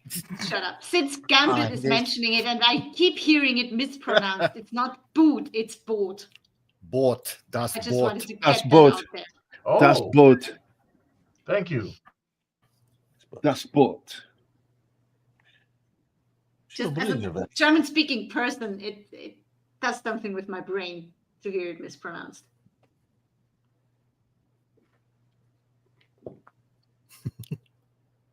Are we doing? Are we? No. I remember you. What? I was gonna ask if we were going to do Das Boot, but I remember Gary saying that he doesn't like. No, I actually wouldn't mind doing it. I really wouldn't. We should do it. Yeah. Because I love Jürgen Oh, Prochnow. you s- Grab it. It's the movie. Imagine that. There's black people all over the world. Yeah. Who'd have thunk it? There he is. Chocolate mousse. I remember I just moved to Vienna and I'm on the subway with my instrument and my sheet music and everything. And there's this black kid, about, I don't know, 7 years old, barely of school age. And he's never seen a guitar in a case. And so he asks me what instrument that is. And he speaks Bavarian. That was hilarious. Wow. Oh, I did not expect that. It was the funniest thing ever. This cute little interesting. black as the night kid, and then he opens his mouth and out comes Bavarian. Or what a racist would say. No, I grew up in the countryside. We didn't have any black people there. I only encountered black people when I went to Vienna, which wasn't very. I talked Yes, about this. we changed topics. I went from Phoenix, Arizona to Fredericksburg, Virginia. And the only brown-skinned people I knew in Arizona were Mexicans. And I go to Virginia where, what's the line from Jack Nicholson? Like molasses, remember that? Yeah. As good as it get. Molasses. It was a culture shock for me because I lived in the black community. I didn't live over on the other side of town. I lived in the poor community. And it was a baptism by fire. And I was terrified at first. And they were just so fucking nice to me that I learned to, stop being racist. Well, racist. I was It's just amazing they right. spoke English. Browns are very nice people, very welcoming people. As an official representative, we really like the I was wondering when you were going to say something, Keith. I was just waiting. And you can speak English. We really like the cut of your jib, really. That was the joke with Vic. He said, I was an man. honorary member of the black community.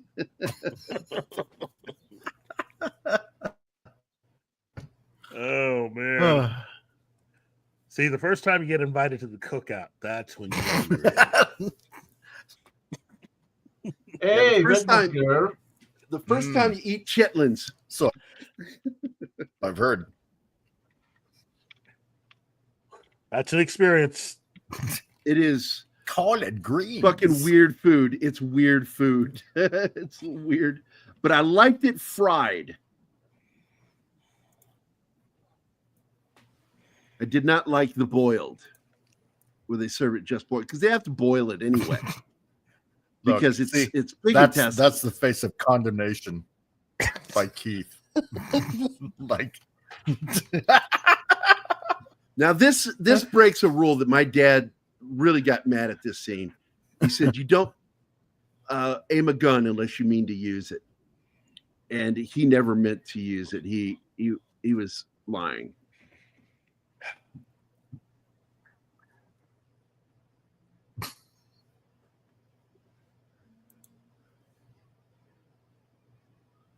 It's not the first I'm just- time. Not the first time Harrison Ford's played a scene where he's surrounded by Germans. Ethel Mermans. Force 10 from Navarone, one of my all-time favorite films. oh yeah, Yep. it's a good movie. With an ending where it's like, what happened next? What happened? Because they were going to do a sequel, but no, the movie Nope. tanked. Yep. And so it's left on a really cool cliffhanger. Ugh.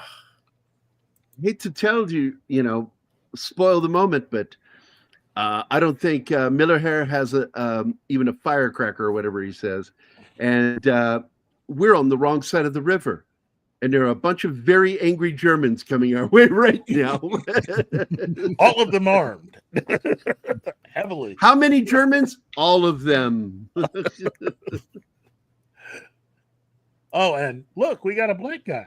How are we going to talk our way out of this one? Yeah, it's like,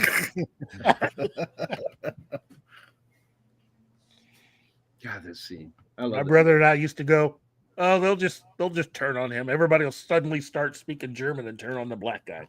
Look, we caught him. Yeah. He's the Chewbacca in the story from the prison scene. Kind of reminds me of that joke from when I was a kid with Lone Ranger and Tonto, where they're in a valley and they suddenly find themselves surrounded to their north, surrounded to their south, surrounded to the east and to the west by different Indian tribes. And Lone Ranger turns to Tonto and says, "I don't know, what are we going to do, Tonto?" And Tonto says, "What you mean, we, white man?" Yeah.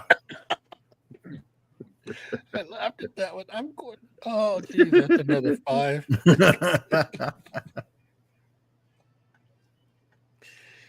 This is getting By the bad. way, I'm going to revisit a film that I hated, The Lone Ranger by Disney, because Really? You didn't like it? I really want to remember what it was that I hated so much about it.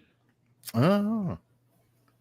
And so I am, because I saw a clip from it yesterday, and I kind of liked the clip, and I'm like, I hated that movie. Why do I don't even remember the scene. For And me, I With just, Butch Cavendish, yeah, where he's threatening the girl with duck lips, the I saw British that. actress. yes. It's that scene, and I'm like, it's actually a really good scene. Why did I hate this movie? I like the fact that the film ended in a way where you could easily bring in, well, give hints to Green Hornet. So, Mm. for those that don't know, the official history of the Lone Ranger is that the Green Hornet is actually related to the Lone Ranger. Distant relative. Not as distant. It's his nephew is the grandfather of the Green Hornet, if I remember correctly. Hmm. I'm going to pause it here for a second because I forgot. The scene where they do Kruger's face crushes inward, which is really Yeah. cool. Yeah. Yeah. The explosion of Belloc's head and Tote's face melts. Yeah. The way they pull those effects off, because the effect for Belloc's head is this very similar, if not pretty much the same as how they did for Scanners. The crushing scene, I think, was utilized by two things. All of it was slowed down or sped up in different ways, but it's Tote's head that gets the most attention. That whole melting of his fucking face. Because it's the coolest effect. That the way they did it is brilliant. Mhm. Yes, they used heat on gelatin, and they made a mold. They made the mold. They made the face mask, and then underneath that face mask, they had to put gelatin skin muscle, veins, and all the goo underneath.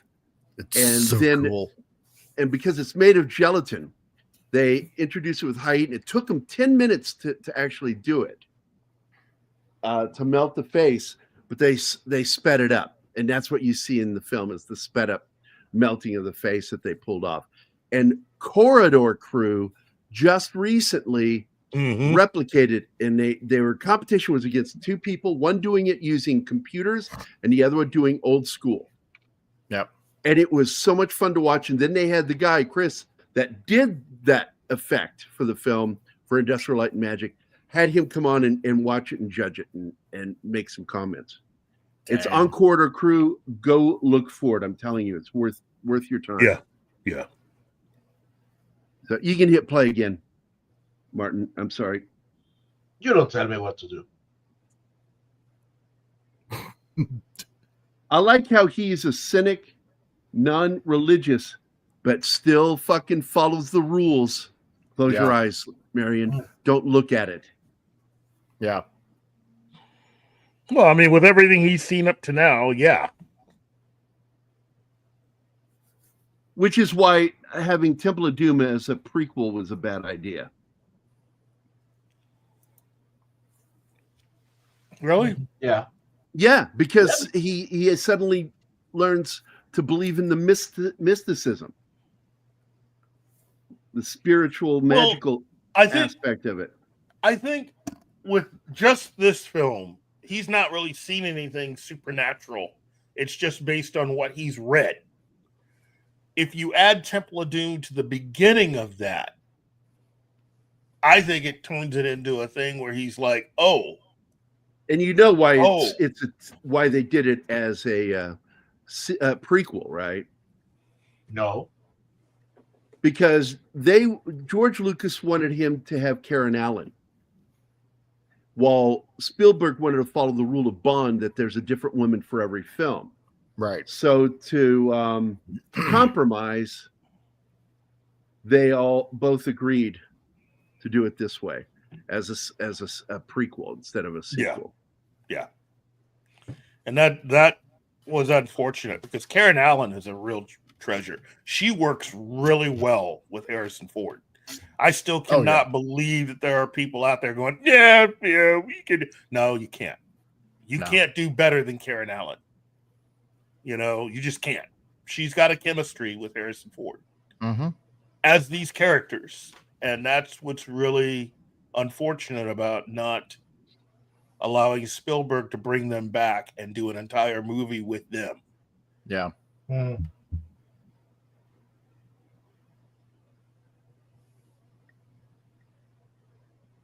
I agree.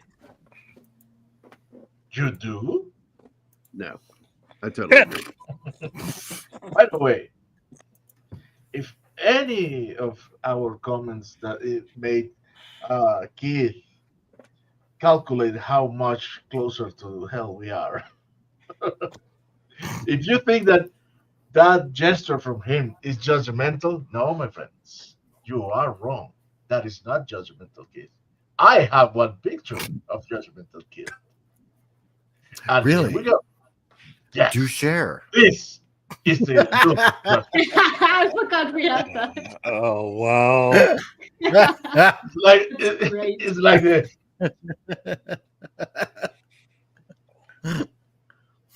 It's like judgmental Keith is judging you. Yep. Oh man. I assume Gary made that. See? No, right now. I did that. Oh, okay. Et tu, Brute? Maybe. Oh, wow.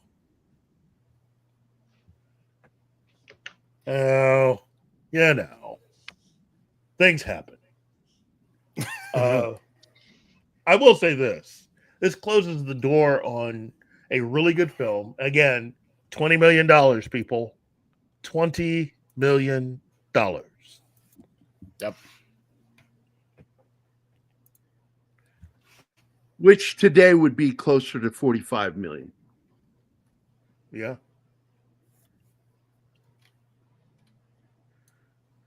Considering, which is why I keep saying that film budgets today should not go past 50 million. yeah, There's no legitimate reason. If it's unions fucking things up, don't use union. Shoot without union. Shoot out of state. I don't think it's Make it a unions non-union though. shoot. I think a lot of this, hey, we can go back and film later. We'll catch up with that. It's a bunch of people who just don't know what they're doing. Yeah. And that's a big reason why the Marvel films have sucked. There's a lot of this. We'll just come back to it later, or we'll reshoot that because we got a better idea. That's just mind-numbingly bad. And then you got these people that are screwing up, pointing to, well, Peter Jackson did it. Well, Peter Jackson knew what the blink he was doing. He wasn't reshooting to find the story. He wasn't reshooting to learn how to end the whole thing. It was just a way that he had planned things out so that he could get maximum effect. And a lot of that was really scenes that he was wanting to have in the film that he knew he couldn't have in the film, but he still shot those scenes anyway because he knew that the fans would enjoy it. Man, remember when we had filmmakers that really loved catering to the fans? Remember that remember Gary back when that was a cool thing? Remember? Yep. Yeah. I miss those days. Now you have actors when they're in need. All they have to do to get back in the good graces is just basically stab the fans in the back. Oh, I know you're talking about. There's a lot of things I'm talking about at the same time. You just caught on to one of them. Because I'm not just mentioning one person. He's not the only one that's done it. Oh no. They are resurrecting past myth about that franchise. Yeah, KMT, they dug her up, and she's now reading from the playbook, talking smack about the fans. And I know what you're talking about now. Yeah. Well, imagine my shock. Hey, Max Demon. Good afternoon, good sir.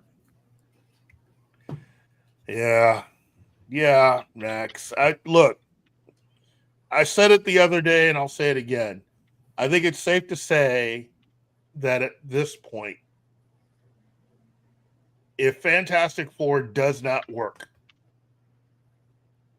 I think it's safe to say, okay, as somebody affiliated with the show says when, it would be a safe bet that we've reached the point where the number of Marvel films that do not work have equaled the number of Marvel films that have worked. Ouch. And I say to Kevin Feige, I hope it was worth it. I really do. Yeah. I really do hope it was worth it, my man. Because no more of this, it's that person's fault. It's pretty clear you're the problem. Yep. Kevin Feige? Yeah, no I know. Way. I know, man. But he's It's a hard to fan, believe. just like us. Yeah. It's great But how much he you can get read away the with. comics. It's great how much you can get away with if all you just do is tell reporters, well, I'm a fan because I read some comics. Yeah. Believe me. Yeah, that shit didn't work with Greg Berlanti. It won't work with him. Yeah. No. Yep.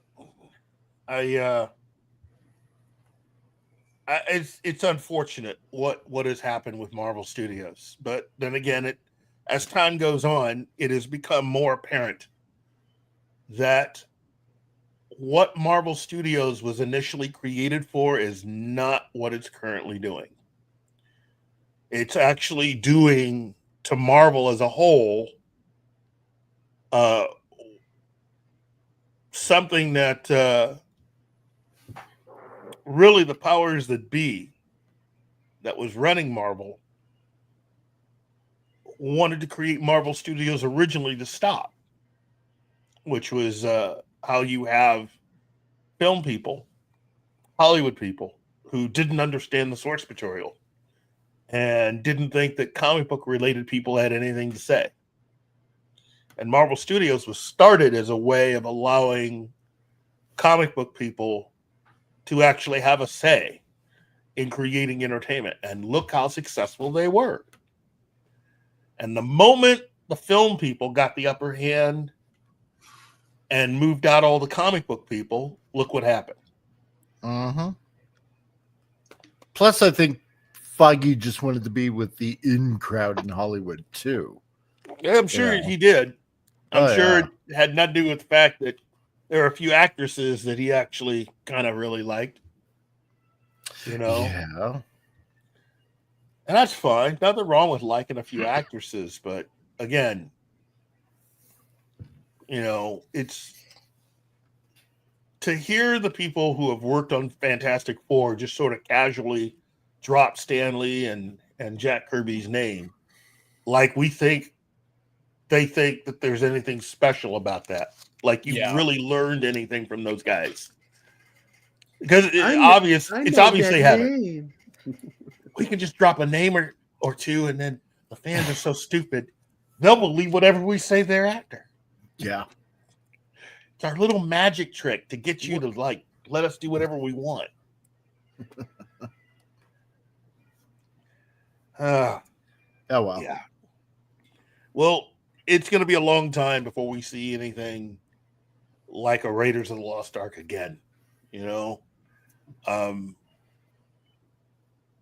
So far, really only the John Wick franchise.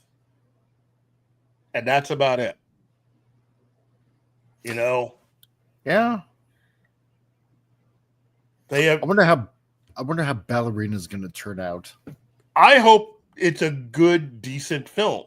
You know, Yeah. It doesn't really have to be a blockbuster because none of the John Wick films were made to be big blockbusters, given how much they spent to make them. Yeah. You know, you can take the budgets of all 4 John Wick movies and still not come close to equaling the amount of money that was spent in total on The Last Jedi. Oh, yeah. 100%. Or in total on The Rise of Skywalker. Yep. In fact, I'd even dare say Snow White ended up spending more money than the sum total of all the budgets for all 4 John Wick movies. Yep. This is true. Oh, boy. It's embarrassing. It is, but it proves the point. You don't need big money. You just need competent directors and actors. You just need competent people. You know? And all that Raiders proves, well, it's a look back at what it was like for people who got into actually making movies for the love of making movies. Yep. And practical effects, stunts, and effects done in camera. Yeah. Which still to this day look way better than a lot of the stuff that you can just generate, you know? Oh, hell yeah. Yeah.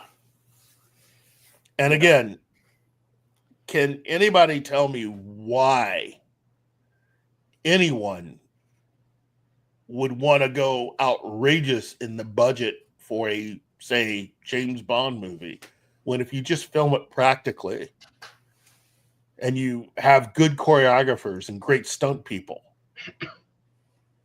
I mean, that's really what the John Wick franchise proves. You really don't need to be outrageous in the amount of money you're spending. That's what Gary was saying. You know, it's insane the amount of money that they spend on a lot of these features now. And when they don't make it back, because they're all ego projects. yeah. They all Blame become ego everybody. projects. Yeah. You know, it's exactly. easy to You know, blame the fans. You know, I can look. Yeah. There is one franchise and one person who I do trust spending a lot of money, and that's only because the way he looks at fans, and with the, you know, you can always see the money up on screen, and that's Mission Impossible and or Top Gun when Tom Cruise is doing it. You see the money. Yeah. You know, you don't have to sit there and go, I think somebody's pocketing something. It's like, no, the money's there. You know, Tom Cruise gets it. But he makes can movies say that the people actually want to see. Yes. And that's rare in Hollywood these days, sadly.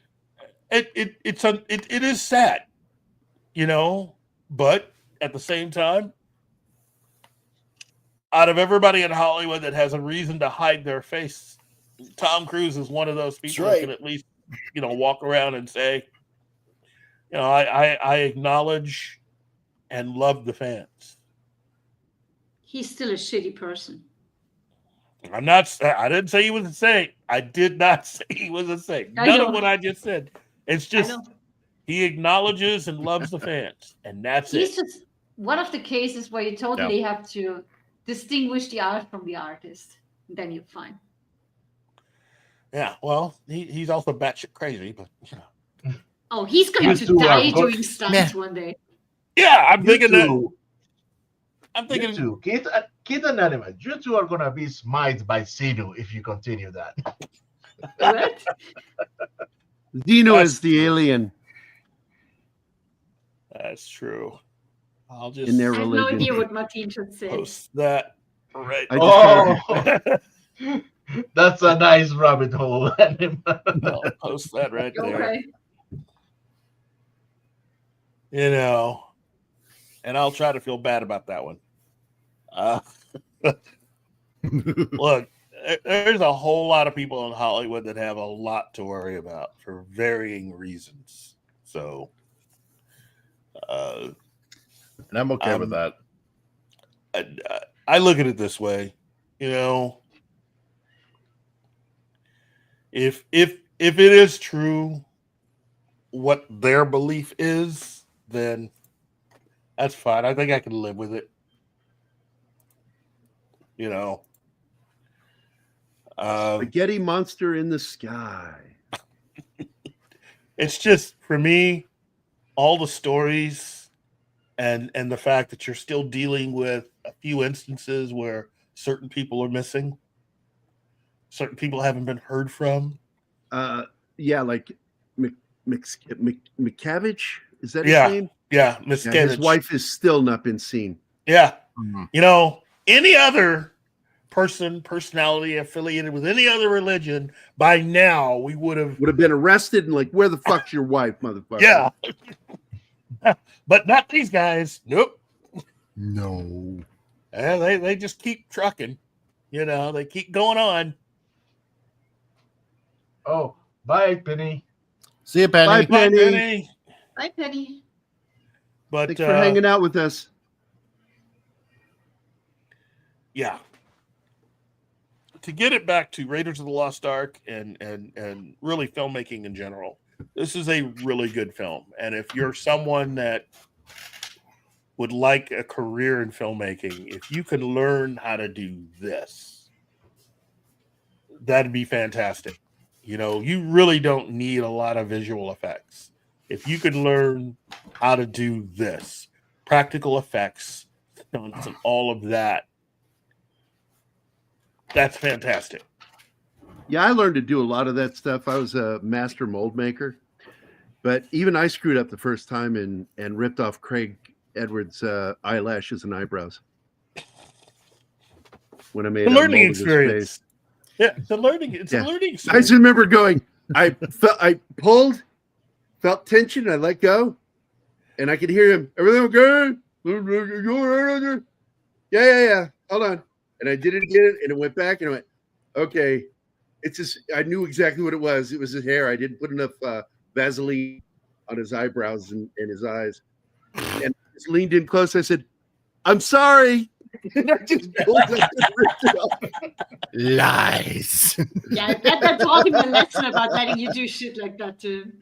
Gary, Do not trust He Gary. was very forgiving. He's still a friend of mine. Keith met him. yes. Gary meant it at that moment. He felt bad. He did. Gary meant it. It was a Not as Band-Aid. bad as the guy without the eyelashes. I saw it as a Band-Aid. I don't think he saw it like that. No, he didn't. And I pulled it off like a Band-Aid. Just pull it off. Get it off of him. And what's that old saying? I would rather do something and ask forgiveness later than to ask permission. He would never have given you permission for that if he knew what was coming. Yeah, he would have done, whoa. Maybe I can stick my fingers in and work it off. I don't know. That wasn't going to happen. No, I was not going to let it happen. I'm like, no, this is coming off now. This is my moment. You know, I think it for me, okay, a lot of the films that I really and truly deeply enjoy have a lot of practical effects. You know, a lot of the early Bond films, pretty much, all the Sean Connery stuff. And for the most part, I mean, even a lot of the films that were made in the 70s, like the Man Who Would Be King, which I'm still thinking somebody's going to eventually remake. I hope not, No. because that is a perfect. It is. It's a perfect film, but the moment we say that, nobody can ever, and they'll do it. Yeah. With a You female, know? the woman that would be king. Oh, jeez. Yeah. Let's Yeah, not go there. Yeah, the Man Who Would Be King, starring Viola Davis. Yeah. Oh God. Yes. This time she's in a wheelchair. I just my only question is, who would you cast in it if you were trying to do a serious version of that? If you were trying to adapt the actual story? Well, first of all, I think one of the most universally adaptable actors is Tom Hardy. Tom Hardy can do just about anything, and for the main character that becomes king, I would have Tom Hardy play him. Now, Yes. for the Michael Caine part, I would probably look for someone like, well, the guy he's acting with right now would be perfect. He's in Mobland. Not Cillian Murphy or Killian Murphy. What is that guy's name that's in that show, Anima? Dude, don't Irish. ask me names. You know him. You brought him up to me. I keep forgetting his name. I'm sorry. Wow, I'm gonna 11 say Alpha. I'm Really? going to say the name and she's going to forget it. And go, yes, I know who he is. He's great. There's I'll go. two No, names you're not that I allowed to know say from that. that show, and that's Helen Mirren and fucking Pierce Brosnan. I don't know anything of the guy's name. I'm sorry. Yes, 11. Let's make it that. Wow, no. No. Pedro no. Pascal and Zendaya. That's an instant one-way ticket to hell right there. For, Yeah. for which movie again? Oh, Patty Considine. Patty Considine and Tom yeah. Hardy would be perfect for the Man Who Would Be King. You could have said he's also in Criminal Minds. Then I would have remembered his name. You should know how my nope. brain works by now. I'm not going to fucking read your mind as to what I fucking need to tell you. You know how my brain works. Oh, sweetness incarnate. Chris Rock and Chris Tucker. Wow, okay. Also, I'm tired. It's way too Fuck you. Chris Tucker and The Rock. Hold on. You got to make a phone call. That's funny. Hold on. That's funny. Sander Hammerslag. Okay. You made the list. We all are somehow. I won't be the only one going. Anyway, No. gotta know a lot of people. I think we will all be roommates. Look at our Yeah, clothes. yeah. Yeah, unfortunately, it's what they're gonna have us do in the room. Ew. It's never that easy. It's never that Let's easy. do Daisy Ridley and Adam Driver. Ew. I know. I think Fine. Michael Oscar Isaac Fassbender and would Don be- Boyega. Fassbender would be good also in the Connery role. Yeah, that's what I was thinking.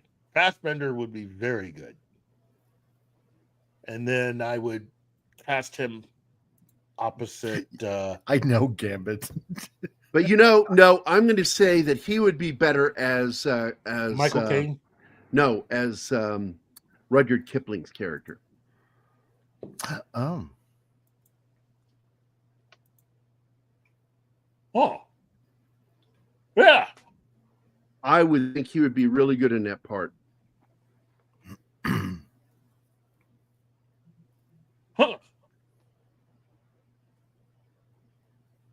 Pedro Pascal is Barbie. I can't see him anymore. He's Oh, everywhere. man. Pedro Pascal as Klaus Barbie? Oh. I'm sorry. Bob. Anyway, Paul And Giamatti. Owen Wilson. Owen Wilson. Hmm. Yeah. Let's try to stick to British names, everybody. Will you expect consistency? No. Silly human. Oh? What? That's just a film that I'm surprised they haven't attempted yet. And trust me, that somebody's going to try it. So, What film can we destroy? The Longest Yard, all women. Oh, yeah.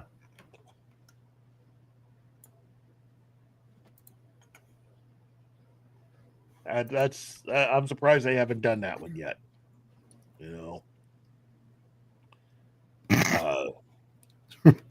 my God. Sander. What? What did you do now? Ryan Oh, Reynolds. it's Chaka Ah, Shaka Zulu. wow. Oh, man. At this rate, you're going to basically have your own 2 or 3 floors.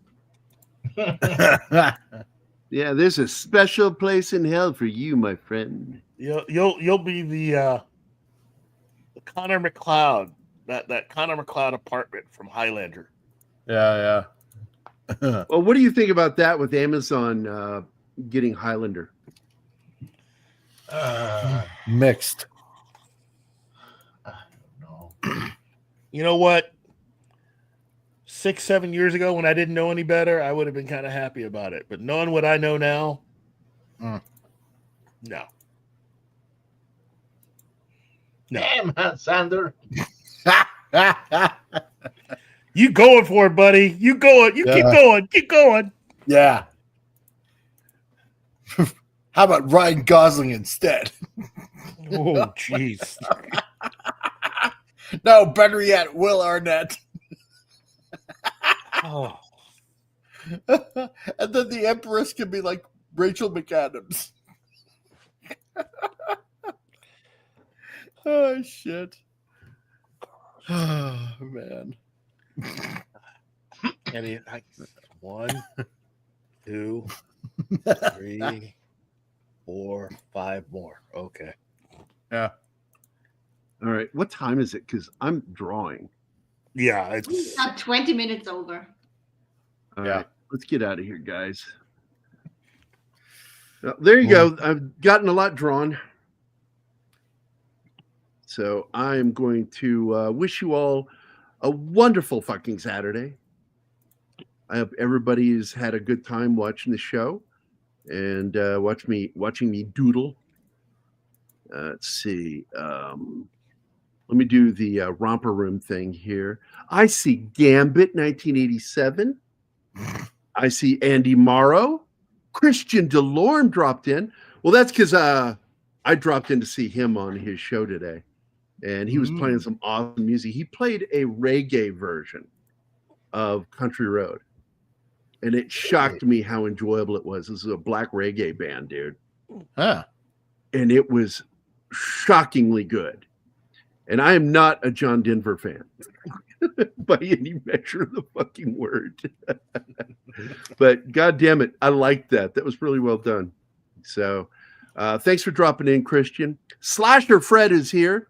Ariel Bellette was here. It's always good to see you, Ariel. Veritax, the lovely Sherry, Just Frosty. Hey, Frosty, keep Frosty. Penny, Todd Jones, Jacob the Critic, a good friend of Keith's and mine. Used to live here in Springfield, moved up north, up near John. Let's see. Helen Plays, Genghis Khan, Sandra Hammerschlag, 11 Alpha. 11 Alpha is my favorite grunt. The Peter Vinkman fan site, also known as Vinkman's Girl, is here, and Max Demon. Thanks, everybody, for stopping in and saying hi. I hope you enjoyed the artwork, and I hope you enjoyed the film discussion of Raiders of the Lost Ark, which is absolutely it's in my top 10 favorite films of all time. Oddly, Crusade is in the top 20. Raiders is the only one. Star Wars, Empire Strikes Back, and Raiders are the only two by George Lucas that is in my top 10 list. Wow. And that doesn't mean I don't love the other films. It just means that they're not in the top 10 because I'm very selective. So everybody have a wonderful Saturday. Hope you enjoyed the show. And Keith, thanks for popping in, buddy. It's always great having you here. Mike, thanks for popping in with us, my friend. I was kind of hoping Meth might drop in for a minute, but I know it was late for him. Martin, no, he's doing his own show, Gary. And then I thought he wrapped up. I thought he wrapped up. He has work tomorrow. Oh, that's right. He has to work today, so he can't do 3 hours. Well, we appreciate Mephisto, dropping his audience over onto our show. It's deeply appreciated, my friend.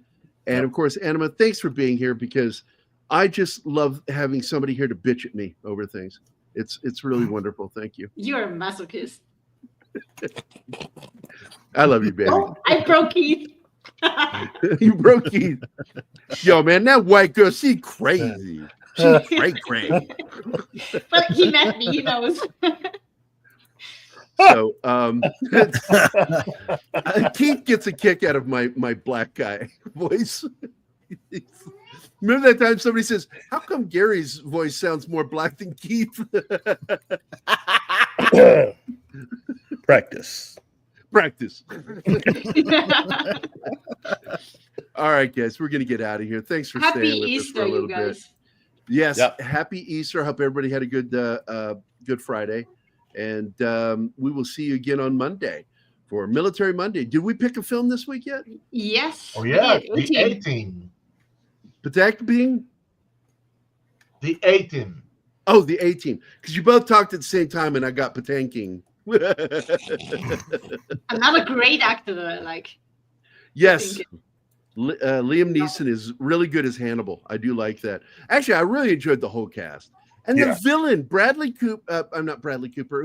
What's his name? Plays the villain in it. Oh my God. I don't remember. The guy that played the Night Owl in Watchmen. Oh yeah. Wilson. Okay. Patrick Wilson. That guy. And Henry Zerdy's in that, by the way, the guy from Mission Impossible. Yep. And the last two, he's been in 3 Mission Impossible films. Is kind of the heavy. He's the head of the agency, and he was supposed to be in all of them. He wasn't available, so they brought in Alec Baldwin.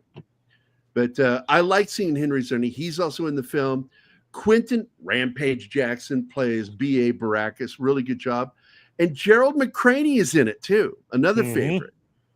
So you get a great cast in this movie, really do.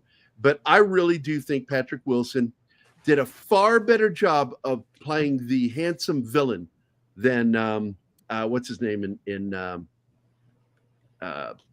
Losers. Really? Yeah.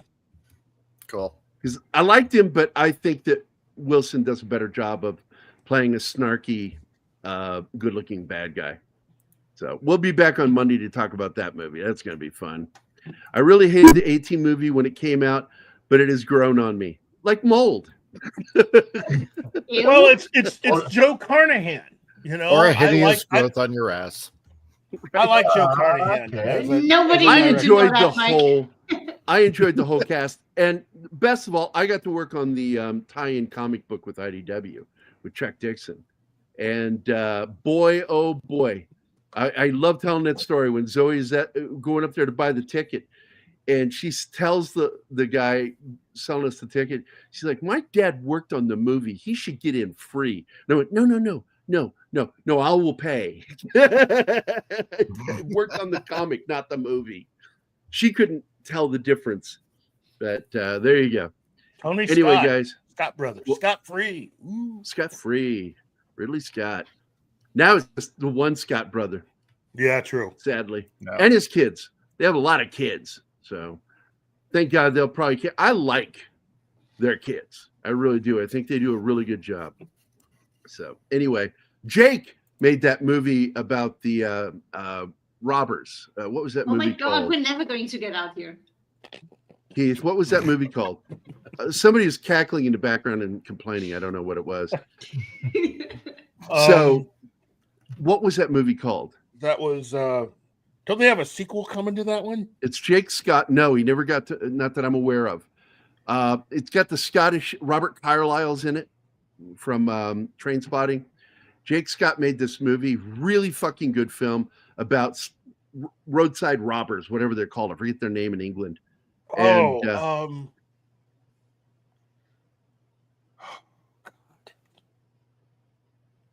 I'm old.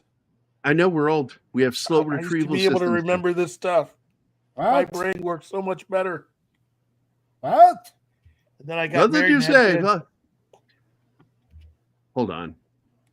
I'll just look up Robert. I'm already on IMDb, so let me click Robert Loggia. R. Munch. Loggia. That's R for Robert Loggia. Oh look, it's Robert Loggia. Robert Loggia. All right. Plunkett and McLean? No. See, I thought about that one, but I think it was the name of what they did. That's robbers. Let me go back because it seemed like it was early 2000, wasn't it?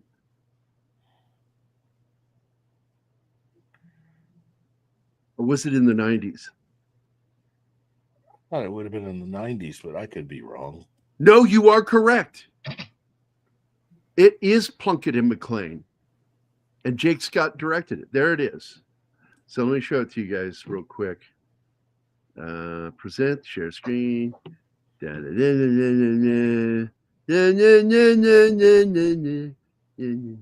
you go. Huh. Oh, He's a year older than I am. He looks good for a guy his age. Why won't it let me add? Dude, to I say- cannot bring it up.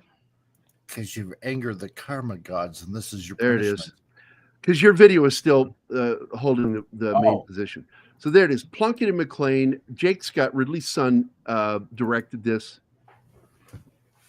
And it is really a fun little film. We should do that sometime. You want to? We could do this like on a Wednesday. Robert That's a good Carlyle, Johnny Lee Miller, Oh, yeah. Liv Fresh Tyler. off of Train Spotting. Oh, what's his name's in it? I forgot he's in it. Oh, my God. Ken Stott. Wow. Alan Cumming is so fucking good. Came out in 1999. Matt Lucas was a part of the cast. Yeah, good God. It's a fun little film. Written by I'm not going to try to pronounce that Scottish name. Sulan Selwyn. Roberts, Robert Selwyn Wade, Roberts. and Neil Purvis. Neil Purvis, yes.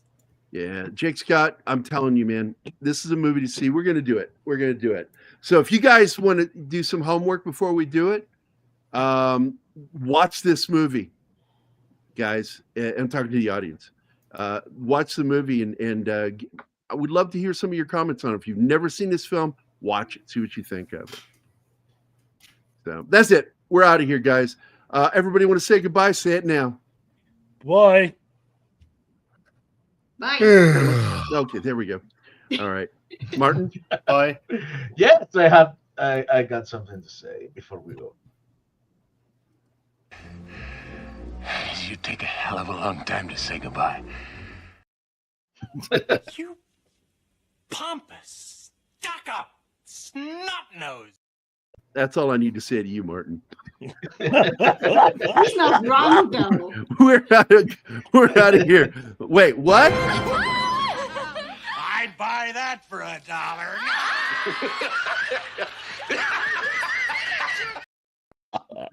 Honey.